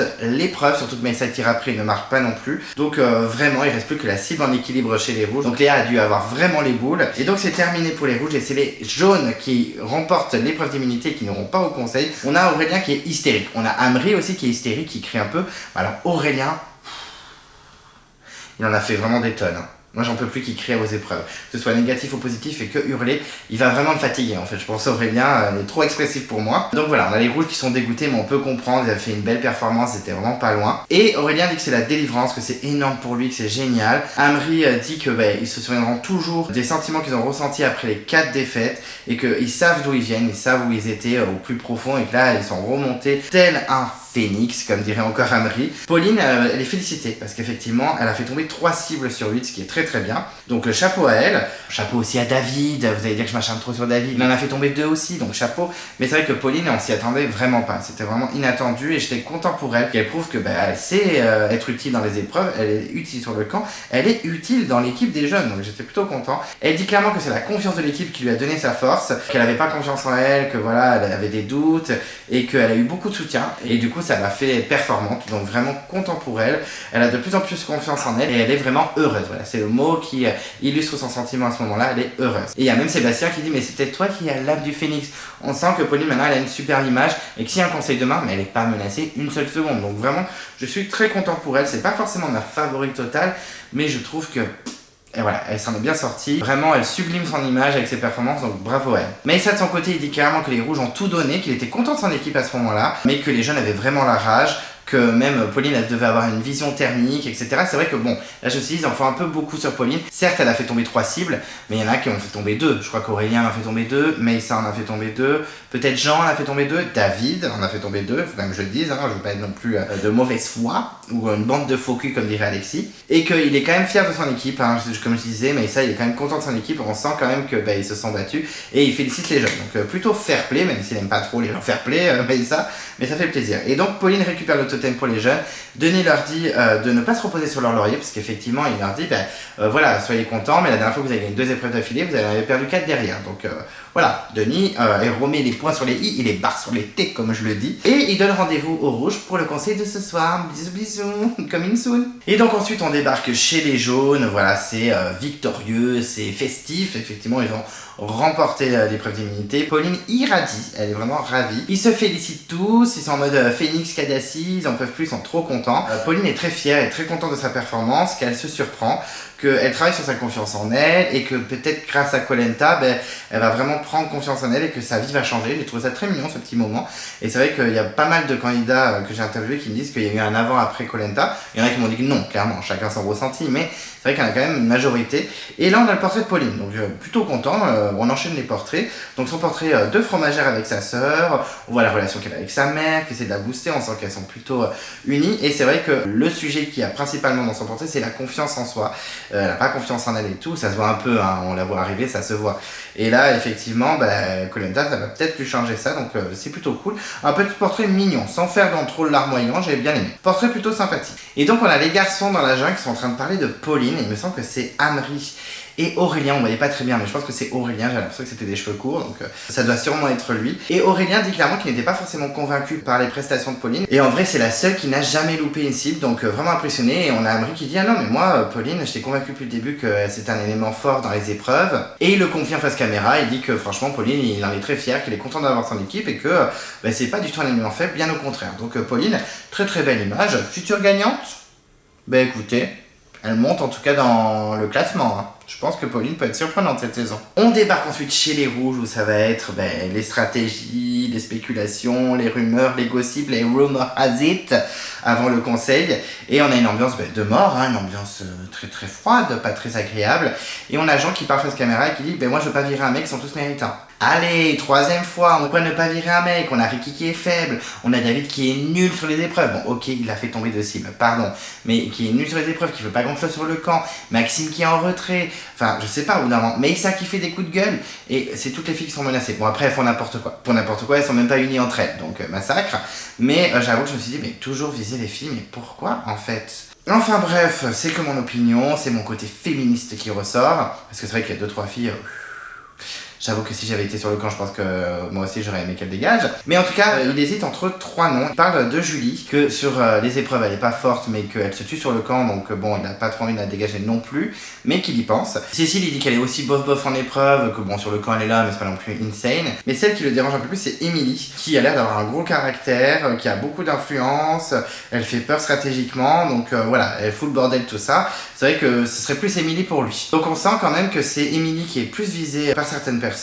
Et là, c'est vrai qu'on a le drama Émilie, Léa, Megan qui ressort, hein, pour vous rappeler vite fait. Là, en gros, Léa a dit à Megan que quelqu'un lui avait dit qu'il fallait qu'elle se méfie d'elle. Donc Megan n'a pas apprécié, elle a mis Léa devant tout le monde, elle a dit Léa m'a dit ça, donc dites-moi qui c'est. Léa voulait pas dire non, enfin bref, ça a été un embrouillamini sans limite, ça a été plein de pugilats, des petits gossips entre filles, c'était un peu ingérable. Et donc ce drama ressort et on a une explication entre Émilie et Léa. Et c'est vrai que Émilie lui dit clairement, moi j'ai jamais dit ça, certes j'ai dit que après ta performance sur les bambous, t'avais fait tomber le bambou juste après Megan, donc t'étais pas si forte, gna. Peut-être que Megan a dit ça, je t'ai dit ça, mais jamais je t'ai dit vraiment de te méfier de Megan, etc. Et c'est vrai que c'est très flou.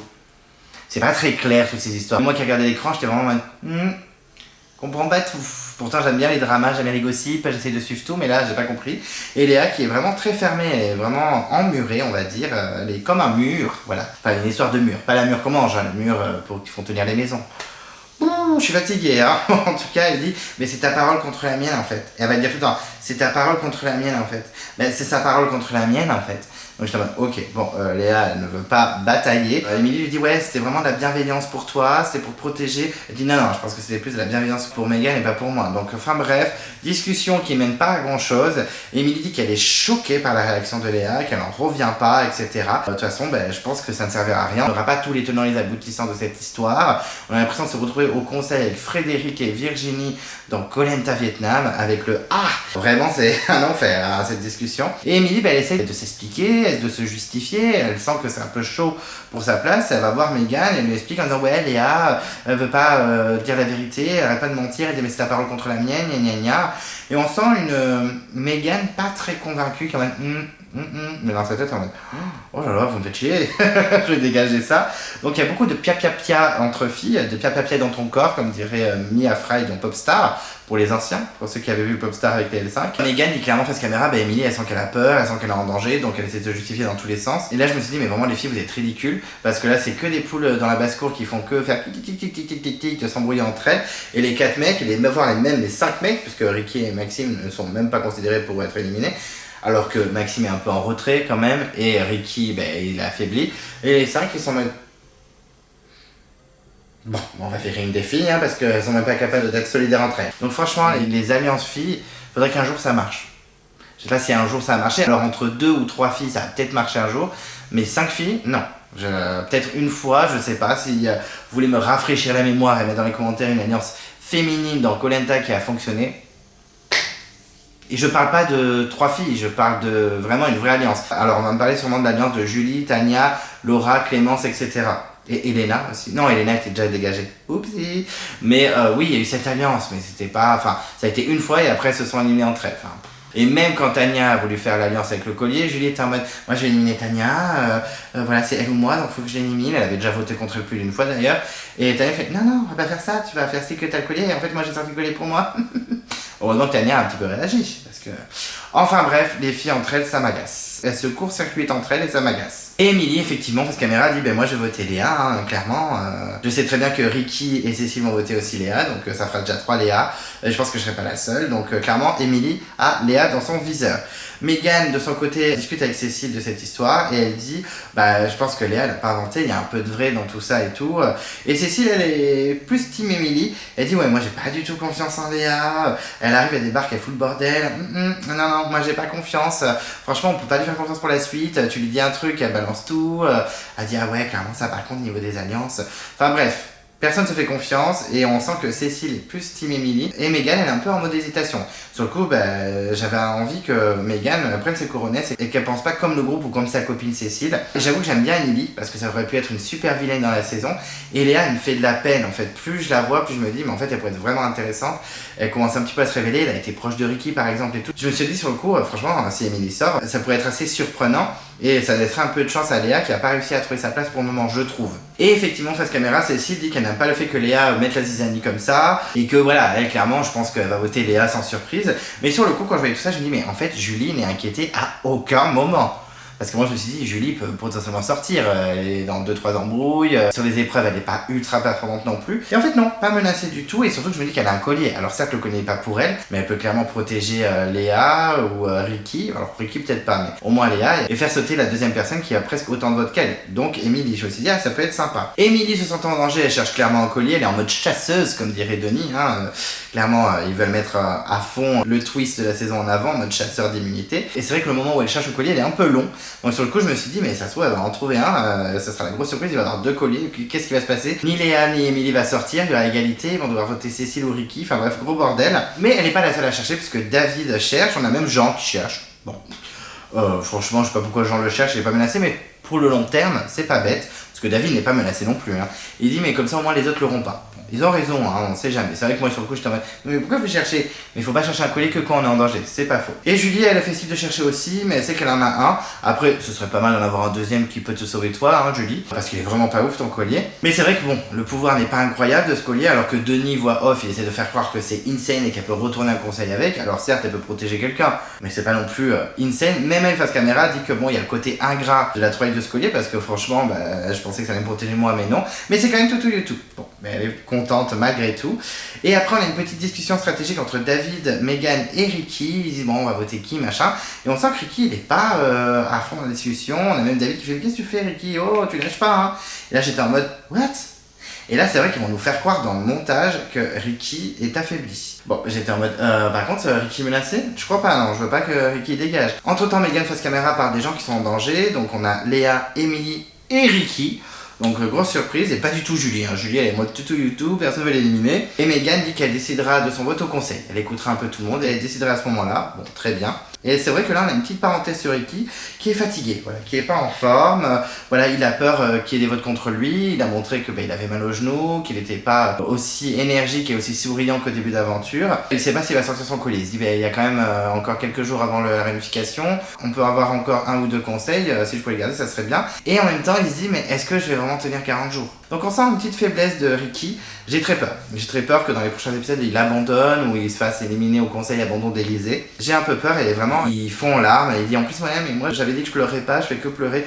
Bon, moi il est à craquer, il est trop mignon quand il pleure. Je suis en mode, oh non, j'ai envie de le protéger comme un petit poussin. Donc ça me fait un peu chier, mais après, s'il est plus dans l'aventure et qu'il a envie de partir, il partira. Mais voilà, ça m'a fait un peu chier. Je me suis dit, c'est un peu mon fave s'il pouvait éviter de sauter. Après, ils nous ont fait croire ça, il a eu 0 vote. Hein. Mais bon. S'il nous montre ça, c'est peut-être pour nous préparer à ce qu'il saute, donc j'espère pas. Jean de son côté, il veut voter au mérite, et il veut voter aussi pour ceux qui veulent rester. Et effectivement, je me dis, mais Ricky est menacé aussi par les garçons, parce qu'effectivement, Jean discute avec Maxime, et en effet, Maxime, face caméra, dit qu'il préfère garder quelqu'un de stratège, donc Émilie, je suppose, que quelqu'un qui ne veut pas rester. Donc j'étais en mode, par contre, on a éliminer Ricky, il va être très colère, le voir partir aussi vite. Dis donc, les jeunes, entre Alexis et Ricky, allez, mais donnez-vous un coup de boost, les anciens ils sont plus robustes que vous. En tout cas, ils partent tous au conseil, et là j'étais vraiment en mode pression, je me suis dit, mais je veux trop savoir, en fait on sait pas trop. Bon, ils nous ont fait croire avec Ricky, moi je suis naïf comme pas deux, donc j'ai cru qu'il y aurait un petit peu de suspense, mais j'espérais que Julie sorte le collier afin de protéger Léa pour dégager sa pire ennemie Émilie. Ça s'est passé, donc j'en étais ravi. Oui, je spoil direct. Ensuite, c'est le conseil, donc moment tendu, moment de règlement de compte, puisqu'effectivement, c'est Meyssa qui parle en premier. Il dit que ça parle beaucoup sur le camp, je suis content d'être au conseil parce que voilà, on va crever l'abcès. Et Émilie confirme, elle dit oui, ça parle beaucoup, je pense qu'on est là pour régler nos problèmes, c'est bien qu'on soit là. Il n'y a plus trop de cohésion dans l'équipe comme au début, il y a des petits soucis à régler. Et effectivement, Denis la relance, parce que Denis est perfide, et elle dit oui, moi j'ai un quiproquo avec Léa. Et donc le drama Léa, Émilie, Mégane débarque. Et Léa, elle donne sa version, elle dit que Émilie lui a bien dit qu'il fallait qu'elle se méfie de Mégane. Elle dit encore, c'est sa parole contre la mienne en fait. Donc ça c'est son argument numéro 1, Léa. C'est sa parole contre la mienne. C'est sa parole contre la mienne en fait. C'est sa parole contre la mienne. C'est sa parole contre la mienne. Ok? C'est son argument numéro 1. Bon. Faisons confiance à Léa ou Émilie, je ne sais pas. Elle lui dit, mais non, elle m'a pas fait sous-entendre, elle m'a vraiment dit les mots, méfie-toi de Mégane. Donc c'est tendu, et Émilie, elle supplie pas non plus Mégane, mais elle lui fait vraiment une demande de lui faire confiance. Elle n'a aucun intérêt à casser le groupe de filles avec qui elle était, se mettre en danger inutilement comme ça, et c'est vrai que sur le coup, je me suis dit, mais en fait, Émilie, elle a raison. Quel intérêt elle avait de balancer des rumeurs à droite à gauche, alors qu'elle était bien positionnée dans l'équipe. C'est vrai que c'est un peu stupide. À ce moment-là, je me dis, mais ça se trouve, Émilie, depuis le début, elle dit la vérité, et Léa, elle est en mode, Alors, honnêtement, j'ai plus confiance en Léa qu'en Émilie, donc je sais pas. Surtout qu'il ne faut pas oublier que Émilie a fouillé le sac, et donc ça va arriver, puisque Ricky, de son côté, il dit qu'il en a marre que ça parle dans tous les sens, ça la fatigue un peu. Cécile dit que c'est Léa qui fout la zizanie dans l'équipe, clairement, elle est team Émilie, elle a un drapeau avec la tête d'Émilie pour la soutenir à mort. Et Maïssa dit, moi j'ai des doutes parce que, voilà, on sait que Émilie a fouillé le sac d'Alicia, pour savoir si elle avait un collier ou non. Et Émilie avoue, mais elle dit qu'elle n'était pas toute seule, qu'il y avait aussi 2 personnes avec elle, qui l'ont protégée pour qu'elle foule le sac. Elle dit effectivement, j'ai regardé dans le sac d'Alicia. Et rapidement, elle balance les noms, elle dit que c'est Julie et Cécile qui l'ont aidée. Cécile dit bon, ok, j'étais dans le game, mais par contre, moi j'aurais jamais fouillé dans le sac. Bon, là, elle est en train de pousser un petit peu sa copine sous le bus. Mais voilà, elle veut pas d'embrouille, elle sait très bien que si Émilie s'en va, il va falloir qu'elle se raccroche aux branches à Cécile. Et Julie dit, oui, c'est vrai que je l'ai fait avec Émilie, moi j'aurais jamais fouillé le sac. Mais Émilie est tellement autoritaire, elle l'a fait en quelques secondes, donc je l'ai fait parce que j'ai pas eu trop le choix, je voulais pas non plus m'attirer les foudres d'Émilie. Et c'est bien pour ça d'ailleurs que j'ai gardé mon indice près de moi pendant tout ce temps parce que j'avais peur qu'elle le fouille. Et Maïssa est blasée, clairement il est vraiment derrière elle. Franchement, je suis même pas choqué. Donc on sent qu'Émilie est clairement dans la mouise à ce moment-là. On sent qu'il va y avoir des votes contre elle. On va pas se mentir. Et effectivement, le vote débarque. Donc les gens vont voter, on voit Émilie qui vote Léa en disant que tu fais trop de pia-pia et que t'as foutu un peu le bordel sur le camp et que tu es une menteuse. Donc ça fait pas plaisir. Cécile vote aussi Léa en disant qu'elle a foutu la zizanie. Julie de son côté vote Émilie parce qu'elle a eu trop de stratégie contre elle mais ça s'est retourné contre Émilie malheureusement. Et Léa dit qu'Émilie est trop hypocrite, mauvaise foi et stratège sans assumer. Ok, ça tire à balles réelles Léa, elle fracasse Émilie. Denis va chercher l'urne et juste avant le dépouillement il demande si quelqu'un a trouvé un collier d'immunité. Julie dit que oui, qu'elle a trouvé un collier d'immunité, qu'elle doit le jouer absolument ce soir, qu'elle n'a pas le choix. Donc elle est plutôt applaudie en mode ouais bravo etc. Et elle révèle le pouvoir du collier, qu'elle doit protéger quelqu'un, que ça le protège par elle. Et elle donne le collier à Léa. Donc là j'étais ravie, j'étais en mode oui, la petite Léa elle est sauvée. Alors j'ai pas forcément un coup de cœur pour elle, mais je trouve qu'elle a été mise de côté hyper vite. Alors ça se trouve elle fout la merde depuis le début et c'est elle la grande coupable. Mais moi j'ai plus confiance en Léa quand je vois les épisodes. Alors peut-être que le montage me manipule et que veut que je soutienne Léa. Pourtant j'aime bien Émilie, c'est dommage. En tout cas au moment où elle donne le collier, il y a quelqu'un qui dit en commentaire derrière oh c'est trop mignon. Je ne sais pas qui a dit ça mais j'ai trouvé ça plutôt rigolo. Par contre Émilie elle trouve pas ça mignon, elle fait une tête de 10 km parce qu'elle sait très bien que Ben, c'est tendu pour elle. Et effectivement, on a le dépouillement. Et le premier vote, c'est Léa, il ne compte pas. Ensuite, Émilie. Ensuite, Léa, il ne compte pas. Et ensuite, c'est Émilie. Émilie. Ça s'enchaîne. Tout le monde a voté Émilie, sauf elle-même. Et Cécile, sa copine. Donc Cécile, dans les prochains épisodes, il va falloir que rase les murs, parce que clairement, elle peut être la cible à abattre. Mais clairement, tout le monde a voté Émilie, tous les garçons, ainsi que Megan. Donc ça m'a un peu surpris qu'elle ait autant de votes. Je savais qu'elle allait potentiellement partir, même sans le collier de Julie. Mais là, clairement... c'est colère. En plus, je pense que ça va donner confiance en Léa. Le fait que Julie lui donne le collier, je pense qu'elle va se dire « Ah, il y a quand même des gens qui m'apprécient, etc. » Ça fait plaisir. Donc Émilie prend son sac et son flambeau. Et voilà, elle se fait éteindre son feu. Ça dégage. Bisous, Émilie. Elle intervient, mais il n'y a pas trop de clash, je m'attendais à un peu plus de drama. Et elle dit, je suis un peu déçue de Megan et Ricky, parce que je m'attendais pas à ce qu'ils votent contre moi, mais c'est comme ça. J'espère que ça servira de leçon à Léa, et surtout à l'équipe aussi, et qu'il faut arrêter de faire des petites rumeurs dans tous les sens comme ça. Elle est très déçue en fait que personne ne l'ait cru. Elle est plutôt dépitée, Émilie s'en va clairement dégoûter, parce que je pense qu'elle s'imaginait aller beaucoup plus loin. Et c'est un drama un peu de nana, même si je suis féministe à mort, là les filles elles se sont court-circuitées toutes seules, et c'est dommage. Ensuite on a le teaser, et qu'est-ce qu'on apprend? On apprend qu'on a le trek qui fait son grand retour. Je sais même plus quand c'est la dernière saison où il y en a eu un. Moi le dernier qui m'a marqué c'était la saison 9 Palao. Est-ce qu'il y en a eu entre temps? Peut-être, je suis même pas sûr. Je pense peut-être saison 10, je m'en rappelle plus, mais en tout cas on a un gros trek, donc je suis plutôt content.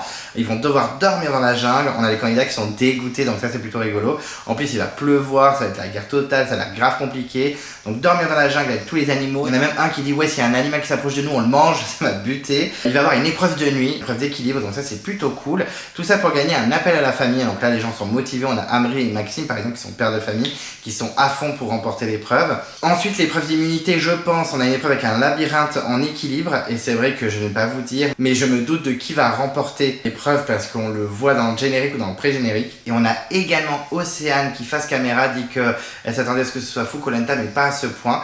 Et d'ailleurs, j'ai l'impression en voyant le teaser, devine qui c'est qui a gagné le trek. Franchement, y a un plan qui me fait dire à mon avis, c'est cette équipe qui gagne le trek. Pour ceux qui ont deviné, tant mieux. Et pour ceux qui ne veulent pas savoir, je ne vous dis rien. Mais j'ai l'impression de savoir quelle équipe va gagner quoi. Merci encore les montages. Après vous me direz, mais t'as qu'à pas regarder les teasers. Mais moi j'ai envie de tout jouer. Ensuite on a l'interview de l'éliminée, donc Émilie qui dit on s'entendait tous bien. Et puis il y a un petit bout de jeune femme de 20 ans qui retourne tout. Voilà, ça a colporté des rumeurs, des choses fausses, des choses vraies mais modifiées. Donc elle est vraiment dégoûtée et clairement je pense qu'elle n'a pas Léa dans son cœur. Et on a les votes qu'on n'a pas vu face caméra. C'est Maxime qui dit qu'Émilie prend trop de place et le fait qu'elle soit éliminée elle laissera un peu plus de place aux autres. Mais ça dit qu'elle est trop stratégique. On a David également qui vote Émilie, qui dit qu'il aime la personne mais pas la personne au sein du groupe. On a Jean qui dit que c'est pour son comportement qu'il vote contre elle. Ricky vote Émilie en disant qu'elle est au cœur des problèmes et qu'il y a zéro explication, et ça je peux le comprendre. Megan dit je ne te fais plus confiance. Ok. Donc vraiment même sa copine a voté contre elle. Donc voilà, ils ont vraiment tous voté contre elle. Je suis un peu choqué et je me dis pauvre Cécile, ça va être un peu la galère pour essayer de se raccrocher aux branches. Heureusement que tu t'entends bien avec Megan, parce qu'après le reste ça va être tendu. Alors, au niveau du bilan de l'épisode, écoutez, je trouvais que c'était un épisode plutôt sympa. Alors, les points positifs, on va commencer par les points positifs quand même. Déjà, j'ai trouvé que c'était bien réalisé, bien filmé. J'ai trouvé que c'était moins bien rythmé que l'épisode de la semaine dernière, mais c'était quand même plutôt pas mal. Je me suis pas trop ennuyé. J'ai bien aimé les épreuves. Moi, j'aime beaucoup les épreuves de catapulte, même si c'est un peu redondant, que c'est toujours la même chose. La première épreuve était plutôt sympathique, je trouvais, avec quelqu'un qui menait et puis les autres qui s'enchaînaient avec le Kolamaya, guider les aveugles. J'ai trouvé ça très sympa. Franchement, les épreuves, je valide. J'ai trouvé que le confort était quand même un peu trop vénère, trop de cadeaux là, avec toute la bouffe, la bâche, plus le kit de pêche, ça fait vraiment beaucoup. Mais j'ai bien aimé l'épreuve, il y a eu quelques dramas, sans que ça parte en couille, et puis des dramas, un peu justifiés, même si c'est des dramas entre filles, j'ai trouvé ça plutôt bien. Il y a quelques candidats, notamment Pauline et Amri, qu'on a vu beaucoup plus positivement, donc ça m'a fait plaisir. Voilà, j'ai trouvé que l'épisode était plutôt sympa. En défaut, j'ai trouvé qu'il y avait beaucoup trop de moments où ils mangeaient. Voilà, beaucoup trop de moments où ils ont mangé le petit déjeuner, le riz, les pâtes, les œufs, c'était un peu redondant. Je trouve qu'on a beaucoup trop vu les jeunes par rapport aux rouges, alors que c'est les rouges qui sont allés au conseil. Qu'est-ce que j'ai aimé? J'ai bien aimé aussi la pêche, j'ai trouvé ça sympa. Les plans de survie, c'était sympathique, même s'ils n'ont rien rattrapé. D'ailleurs, en survie, on attend toujours la cabane à 2 étages de Jean, clairement. Où est-elle? Je l'attends, j'espère qu'elle va arriver un jour. En tout cas, voilà, je trouve que c'était quand même un bon épisode. C'était pas le meilleur de la saison pour l'instant, mais je l'ai trouvé plutôt bien. Voilà, franchement très respectable, très sympathique à suivre. C'était pas transcendant, mais voilà, il y a eu un peu de suspense sur les épreuves et un peu de suspense aussi au niveau du vote un petit peu, vite fait. Ils ont voulu un peu nous mettre suspense au montage. J'espérais que Julie fasse ce qu'elle a fait et tant mieux, ça s'est passé. Je suis un peu triste pour Emily parce que je pense qu'elle avait beaucoup de capacités, elle avait beaucoup de choses à donner. Mais en même temps, je me dis ça laisse un peu plus de temps à Léa pour qu'on la découvre et qu'elle prenne vraiment sa place parce que j'ai l'impression que ça va de mieux en mieux. Donc un bon épisode, pas le meilleur, mais j'ai passé quand même une bonne soirée devant ma télé. Au niveau du bilan des candidats, on va commencer par les jaunes qui ne sont pas allés au concert, on va commencer par les filles, on va être galant. On va commencer par Océane qu'on a un peu plus vu par rapport à la semaine dernière, mais qui reste encore pas mal discrète. Elle n'a pas performé de ouf sur les épreuves, elle n'a pas fait tomber de cible, elle a été un peu lente sur le col à Maya, mais j'ai l'impression quand même qu'elle est bien placée, qu'elle n'est pas menacée. Je pense que s'il y avait eu un conseil, elle n'aurait pas été considérée, ça aurait été Sarah qui serait sortie. Donc j'ai l'impression quand même, malgré tout, même s'il n'y a plus l'alliance des 5, ce dont je doute encore un petit peu, même si je pense que Sarah peut être sacrifiée assez rapidement, elle est quand même bien placée, c'est quand même le bras droit d'Amri, j'ai l'impression. Elle s'entend bien avec Sarah, j'ai l'impression qu'elle s'entend bien avec les deux filles aussi. Donc franchement, non, bien placée, je la trouve plutôt sympathique. Vraiment trop discrète pour le moment, j'ai encore du mal à m'attacher, je l'aime bien. Je pense que si je fais un top 4, top 5 de filles, elle est dedans. Mais je trouve que voilà, on devrait un peu plus la voir, un peu plus la connaître. On n'a toujours pas eu son portrait non plus, son portrait long. Donc voilà, je reste sur ma faim, mais plutôt positivement. Ensuite, on a Sarah. Et Sarah, on l'a beaucoup moins vue que l'épisode d'avant, ce qui n'est pas plus mal parce que la semaine dernière, elle avait un petit peu fatiguée. On sent quand même qu'elle est moins en place qu'avant, qu'elle est un peu plus en retrait, qu'elle est un peu plus menacée. Il y a même Léa de son équipe qui le dit. Donc bon, voilà. Après, c'est pas une candidate que j'adore. Je pensais vraiment être attachée à elle quand j'avais vu les portraits avant la diffusion de la saison. Et là, bon, elle m'a moins agacée que les épisodes d'avant, même si elle m'avait pas non plus énervé au point de ne pas l'aimer, etc. Je la trouve quand même cute et je pense que sur le camp, elle doit être très sympathique, mais un peu lourde, mais sympathique quand même. Elle est quand même un poil un peu attachante, donc c'est vrai que si elle sort, je serais un peu triste, mais c'est pas non plus, voilà, je préfère que ce soit elle qui sorte, par exemple Océane, Léa ou Pauline, désolé. En tout cas, voilà, elle est mignonne, mais voilà, comme elle est un petit peu agaçante, on l'a moins vue, donc ça m'a moins énervé, mais j'arrive plus à la trouver attachante comme au début. Ensuite, Léa, qu'on a un peu vue, moins que Pauline, mais on l'a plus vue qu'Océane, déjà même que Sarah, je crois. Quand même, elle est de plus en plus protégée, on sent qu'elle et Pauline, maintenant, elles sont bien placées dans l'aventure, donc je suis plutôt content pour les deux. Je la trouve plutôt pétillante, souriante, on sent que c'est une meuf qui fait pas la gueule, etc. J'avais peur un peu qu'elle soit too much, et finalement, je trouve qu'elle est assez soft quand même. Sur les épreuves, elle était correcte. Il me semble qu'elle a fait tomber une cible et sur le Kolamaya elle était moyenne. C'était voilà, c'était pas Julie ou Océane, mais c'était pas non plus incroyable. Mais quand même, je trouve que c'est un bon élément. Sur le camp, elle a l'air agréable à vivre et tout. Je suis plutôt content qu'elle soit mieux placée stratégiquement. Espérons que les garçons ne lui font pas l'envers. Mais en tout cas, je l'ai trouvée sympathique, pétillante. Elle est agréable à suivre et j'espère qu'elle ira un peu loin. Ensuite, Pauline, qui est donc une des grosses révélations de l'épisode, même si on l'avait déjà pas mal vue dans l'épisode 3, quand elle trouve le collier qu'elle parle de sa grand-mère. Là, on l'a vraiment vue. Non seulement elle a performé sur les épreuves, sur le Kolamaya, elle a couru comme une dingue et elle a fait tomber 3 cibles sur 8, donc ce qui est plutôt pas mal. Et en plus, socialement, elle s'est vraiment bien intégrée par rapport à Léa. Même Sarah, je trouve qu'elle est mieux intégrée que Sarah. Les garçons l'adorent tous. Même Aurélien, qui n'était pas convaincu par elle, maintenant c'est validé. Je pense vraiment qu'elle est très bien placée. Du niveau d'Océane, je pense que s'il y a conseil, qu'elle n'est pas inquiétée une seule seconde. Donc vraiment, c'est top pour elle. Je suis vraiment content. Je la trouve de plus en plus attachante, pourtant au début je l'aimais pas du tout. Enfin je l'aimais pas du tout, c'est un peu violent, mais je ne m'intéressais pas, je trouvais qu'elle chouinait un peu trop. Voilà, elle cherchait juste des colliers, on m'a dit la stratégie c'est chercher des colliers. Là je me dis bon, socialement elle commence à gagner des points. On la voit beaucoup en interview, on la voit beaucoup dans l'épisode, donc ça peut être potentiellement une grosse candidate de l'aventure. Effectivement on espère tous que à la réunification, les rouges qui sont complètement éclataxes niveau alliance se dispatchent et font des alliances avec les jeunes restants. On verra. Mais en tout cas, je trouve qu'elle est plutôt intéressante à suivre et franchement à surveiller parce qu'elle peut être surprenante en réunification si elle arrive. Mais normalement, je pense qu'elle devrait y arriver. Au niveau des garçons, alors on a Amri, je trouve qu'il a une image beaucoup plus positive qu'avant. Depuis, déjà quand William est parti, ça allait beaucoup mieux. J'ai l'impression que la petite claque d'Alexis, même si je trouve qu'Alexis avait trop abusé, qu'il n'avait pas pris la forme par rapport au fond. Mais bon, je trouve quand même que ça a servi, malgré tout. Merci Alexis, parce qu'Amri s'est beaucoup plus canalisé, était beaucoup plus dans le positif. C'est lui qui a décidé qu'il n'y aurait plus d'alliance à 5. Je sais même pas s'il a consulté ses camarades d'ailleurs. On sent que vraiment il fait attention à Léa et Pauline maintenant, qui serait plus à même de voter contre Sarah. Donc on sent un Amri plus réfléchi, plus ouvert, moins stratégique, plus serein. En plus, elle les a enchaîné 2 victoires, donc il est tranquille, il est content et tout. On a eu quelques passages d'émotion, que ce soit pour sa femme et ses enfants, que ce soit sur les épreuves, etc. Donc vraiment, je trouve que c'est un bon candidat. Il a un montage assez irrégulier, donc je le vois pas remporter la saison non plus. Mais je suis plutôt content de ce qu'on a vu de lui et je suis content qu'il ait enfin une image positive depuis le premier épisode parce qu'il n'y avait que le premier épisode où c'était super positif. Parce qu'honnêtement, il a pris vraiment cher sur les réseaux. Je trouve ça dommage d'ailleurs. Dès qu'un candidat prend cher sur les réseaux, je trouve ça dommage dans tous les cas. Mais en tout cas, je suis plutôt content et j'espère en voir encore plus de lui de façon positive. Ensuite, Sébastien qui m'avait un peu gonflé la semaine dernière parce qu'il faisait que s'énerver et critiquer, là il était plutôt content, effectivement, mais quand la victoire est là, on est toujours positif. Il a même remercié Alexis avec qui s'était clashé dans le conseil, il a même remercié d'avoir fait ce coup de gueule parce que du coup l'équipe est regonflée à bloc. J'ai trouvé ça plutôt cool de sa part. Il a été extrêmement performant sur l'épreuve de confort, incroyable.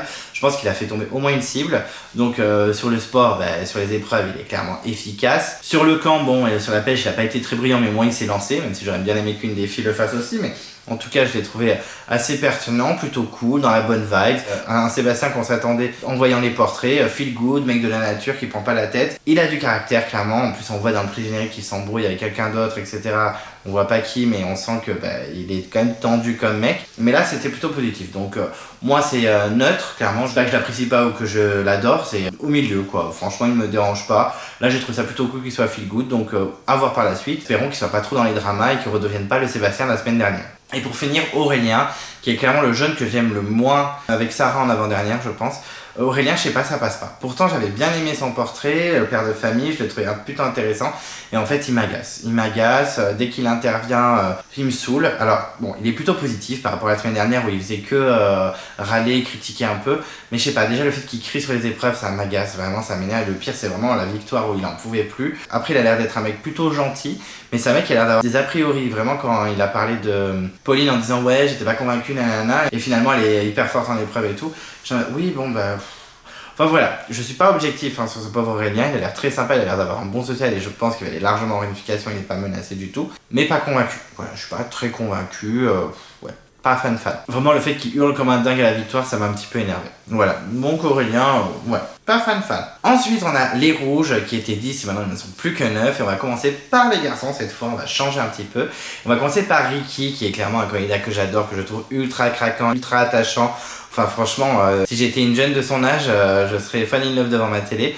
Il est vraiment hyper attachant. Voilà, on a envie de le protéger, mais c'était pas son épisode. Clairement, ça a été très dur pour lui. Il a contre-performé face à Sébastien. Après, je vous laisse affronter Sébastien. Si ça avait été un autre candidat, peut-être que ça aurait été différent, j'en sais rien. Parce que je pense que sportivement, il tient la route quand même, le petit Ricky. Mais c'est vrai que voilà, il s'est blessé, il était beaucoup en pleurs, il avait peur de partir, mais en même temps, il sait pas trop s'il a envie de partir. On sent que mentalement, ça commence à chuter un petit peu. Donc voilà, je suis un peu inquiet pour lui. Je pense qu'il peut potentiellement partir à un conseil parce que il est fatigué ou alors abandonner. Que je n'espère pas, très clairement. Mais voilà, je le sens moins dans le top 3 sur les poteaux, gagnant de la saison. Non, clairement, ça va être un peu plus compliqué pour lui dans l'aventure. Je suis un peu dégoûté parce que je le trouve vraiment attachant, vraiment solaire. En plus, tout se passait bien pour lui. Il a gagné les épreuves. Il avait un collier d'immunité. Bon, franchement, ça se passe bien pour lui. Donc là, je suis un peu inquiet. J'attends de voir, mais là, c'est de l'inquiétude. Donc, c'est vraiment le mot inquiétude. J'espère vraiment qu'il va se relever, qu'il va relever la tête et qu'il va avancer parce que je crois en toi, Ricky. Tu es mon petit poulain de la saison. Ensuite, Maxime, qui est mon deuxième préféré des rouges. Clairement, je l'aime bien, mais là, on l'a quasiment pas vu. Alors que l'épisode d'avant, on l'avait vu performer sur les 2 épreuves. L'épisode encore d'avant, il avait fait le feu. Là voilà, c'était un peu plus discret, il a intervenu dans quelques confessionnals mais vraiment pas grand chose. Je le trouve quand même plutôt sympathique. J'attends de voir en fait ce qu'il va donner à la réunification parce que sur les épreuves on voit qu'il est là, sur la survie on voit qu'il est là. Socialement c'est pas le meilleur mais il est pas menacé. Par contre stratégiquement j'attends de voir ce qu'il va donner. J'espère qu'il pourrait trahir quelques rouges, ça serait rigolo. Mais en tout cas il est beaucoup plus réfléchi que certains. Donc j'attends de voir. Là on l'a pas beaucoup vu donc je peux pas juger de ouf. Mais ça reste quand même un candidat que j'aime beaucoup suivre et j'espère qu'il va me surprendre en réunification. Ensuite on a Meyssa qui a fait un petit pétage de plomb, qui se révèle un peu plus colère que dans les premiers épisodes où il était un peu rigolo, etc. Est-ce que ça va lui porter préjudice? Je ne pense pas. Je pense que justement c'est plus quelqu'un qui va prendre le lead. Les gens vont plus le voir en leader que en fauteur de troubles, donc tant mieux pour lui. Moi écoutez, je trouve qu'en soi dans son discours il a pas forcément tort. C'est juste que des fois il faut le dire un peu plus posément. Après j'ai pas dit qu'il était agressif et tout machin, mais je me suis dit sur le coup devant les candidats peut-être que t'aurais dû attendre. Devant les candidats jaunes c'était pas obligé. Donc voilà, mais quand même je pense qu'il est bien positionné. Je pense qu'il peut être feel good. Je pense qu'il peut avoir des moments très rigolos parce qu'il en a déjà eu. Je suis pas forcément emballé de malade, mais c'est un candidat que je trouve plutôt intéressant et je me dis dans les prochains épisodes il peut faire des trucs sympathiques. On verra s'il va loin. Je pense quand même qu'il est bien placé, qu'il va aller largement en réunification. Mais voilà, j'attends, je suis curieux. J'attends de voir ce que peut donner Meyssa dans les prochains épisodes. Ensuite on a Jean qu'on voit vraiment pas beaucoup, même s'il performe sur les épreuves, qu'il est il est dans une bonne moyenne. On le voit vite fait dans les confessionnels donner vite fait son avis, mais c'est très maigre. Par contre, je trouve qu'il a une bonne tête, peut être un potentiel gagnant. Mais c'est dommage que les candidats comme ça, qu'on voit en mode fantôme, remportent l'aventure. Je pense notamment à Bastien du Tandem Maudit, qu'on avait quasiment pas vu avant la réunification. Et à la réunification, on le voyait un petit peu, surtout vers la fin. Mais voilà, je trouve ça dommage si Jean va très très loin qu'il ait un montage comme ça, parce que vraiment, on le voit que dalle. Je pense aussi à Géraldine, qui gagne les poteaux dans le Tandem Maudit, qui est une candidate complètement fantôme, alors qu'elle devait être super intéressante à découvrir. Mais bon, c'est comme ça. Donc à voir, écoutez, il a une bonne tête. Je pense que si j'avais dans l'équipe, clairement, je voudrais pas l'éliminer. Il a l'air plutôt sympathique aussi. Donc à voir. Je reste en expectative parce que c'est vraiment le candidat le plus discret avec Océane, je pense. Donc à voir, mais je pense qu'il est plutôt feel good. Donc ouais, plutôt bon avis sur lui. Et ensuite, David chez les mecs. Alors c'est celui que j'aime le moins chez les rouges, et je pense que c'est celui que j'aime le moins tout court. Tout simplement parce que vraiment je suis très déçu. Parce que moi j'avais adoré le portrait, j'aimais trop sa tête rigolote, je trouvais plutôt même limite beau gosse, enfin, j'aimais bien, je trouvais vraiment feel good et tout. Et franchement, il enchaîne les contre-performances. Il enchaîne les coups de gueule, il enchaîne les trash talk en interview et pas que, alors que il est pas incroyable du tout. Sur le camp, je l'ai pas vu faire grand chose. Ok, il a aidé pour faire le feu, mais c'est pas lui qui a fait le feu. Sur les épreuves, là ok, il a fait tomber 2 cibles. Waouh, mais depuis le début, il fait rien de fou. Bon, après, il a eu beaucoup la boule noire. Bon, il a eu 2 fois. En fait, je trouve qu'il critique beaucoup et il n'y a pas d'action derrière. Donc, tu peux critiquer, par exemple, Freddy de Palao. Oui, il peut critiquer les candidats qui font rien sur le camp. On va pas se mentir. Claude, il peut critiquer, ou Théoura peuvent critiquer les candidats qui ne se donnent pas dans les épreuves. Ok, je sais pas moi, Marc ou Cindy peuvent critiquer les candidats qui sont pas assez joueurs. Ou encore, Bertrand Camel aurait pu critiquer les gens qui ne sont pas assez bons socialement et qui ne s'intègrent pas au groupe. Là, David, tu critiques beaucoup alors que sur les épreuves t'es pas ouf, en survie on voit pas grand chose, après on n'a pas tout, hein, bien sûr ça se trouve il fait plein de trucs qu'on ne voit pas. Socialement ça passe mais c'est pas non plus le préféré. Et stratégie, bon, il a fait une alliance de 4 avec des mecs. Non, franchement, moi non. Je trouve que ça critique trop et ça fait pas assez derrière. Donc voilà. Voilà pourquoi je l'apprécie pas. Après, je le déteste pas non plus. Hein. S'il était amené à sortir, je serais pas trop triste. Mais j'avoue que je suis surtout déçu en fait. Je m'attendais vraiment à un super personnage, j'avais adoré son portrait. Et là, bof bof. Donc j'attends beaucoup de toi, David. J'espère que tu vas te réveiller. Et moi, critiquer. On adore critiquer et faire des dramas. Mais là, quand on fait rien derrière, c'est pas top. Et chez les filles, c'était bien le bordel. On va commencer par Julie. Bon, on l'a beaucoup moins vu que dans l'épisode d'avant parce que c'était clairement son épisode.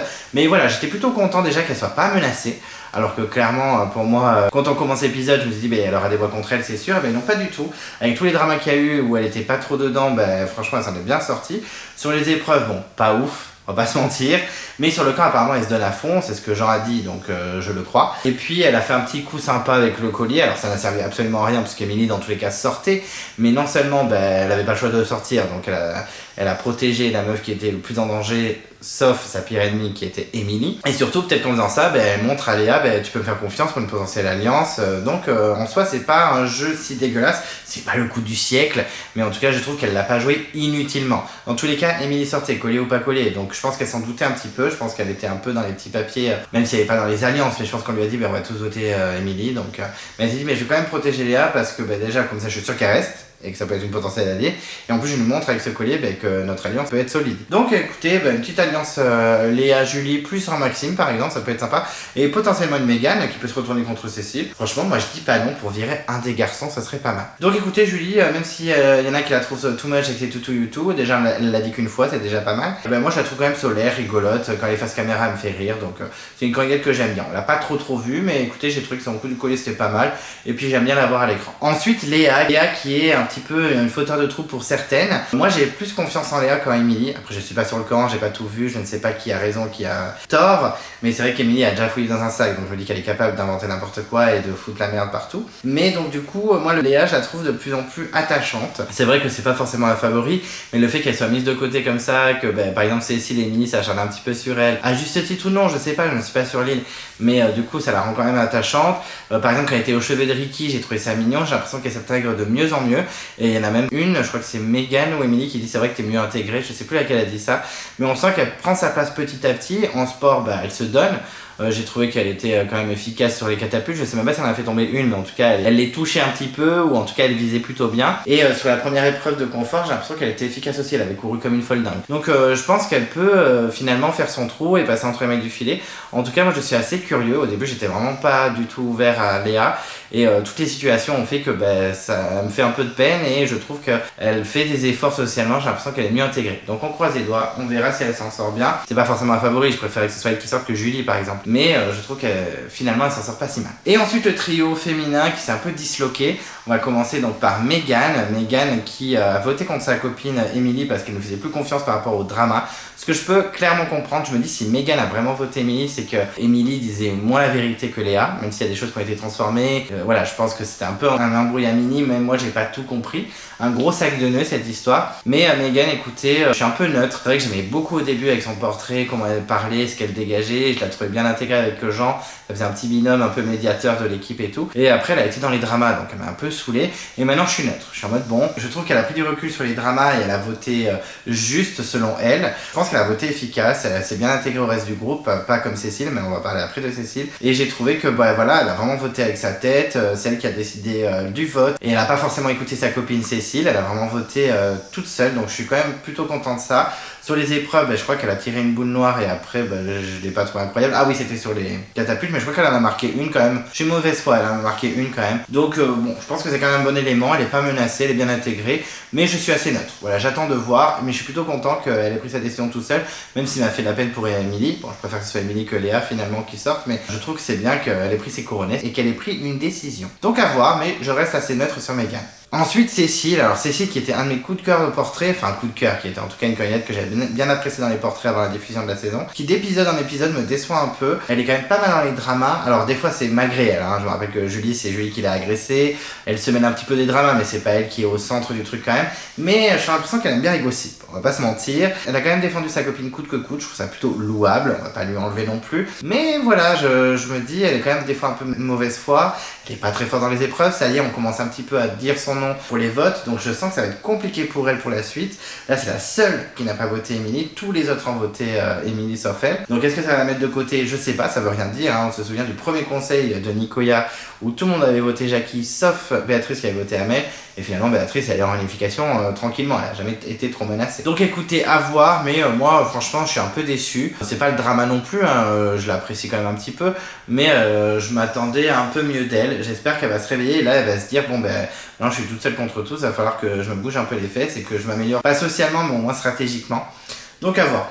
Je suis curieux, mais moins excité qu'au début de la saison. Et pour terminer, Emily. Alors Emily, je suis très partagée. Il y a une part de moi qui aurait aimé qu'elle reste, ça aurait fait une bonne vilaine dans la saison, et une part de moi où je suis content qu'elle soit sortie parce qu'effectivement elle avait du mal à se justifier dans toutes les histoires. Qu'elle ait raison ou pas, moi je m'en moque, qu'elle ait menti, qu'elle ait manipulé des gens, ça me dérange pas. Je veux dire, mais dans Koh Lanta, au bout d'un moment, c'est bien aussi de foutre le bordel. Si elle a vraiment foutu le bordel, je trouve qu'elle s'est foutu une balle dans le pied, parce que ça n'avait aucun intérêt, comme elle le dit au conseil, de foutre le bordel alors qu'elle était bien placée avec les filles dans une alliance et tout. Mais en tout cas, elle foutait quand même le bordel, donc ça c'était plutôt rigolo. Il y avait une part de moi qui aimait ça, même si je me dis que si c'est vraiment vrai, c'est n'importe quoi. Et si elle dit la vérité, la pauvre, ça me fait de la peine pour elle. Donc je suis vraiment partagé pour Emily. C'est une candidate que j'aimais bien au début et qui au final m'a un peu déçu, et là je sais plus trop quoi croire. Donc écoutez, c'est dommage pour elle.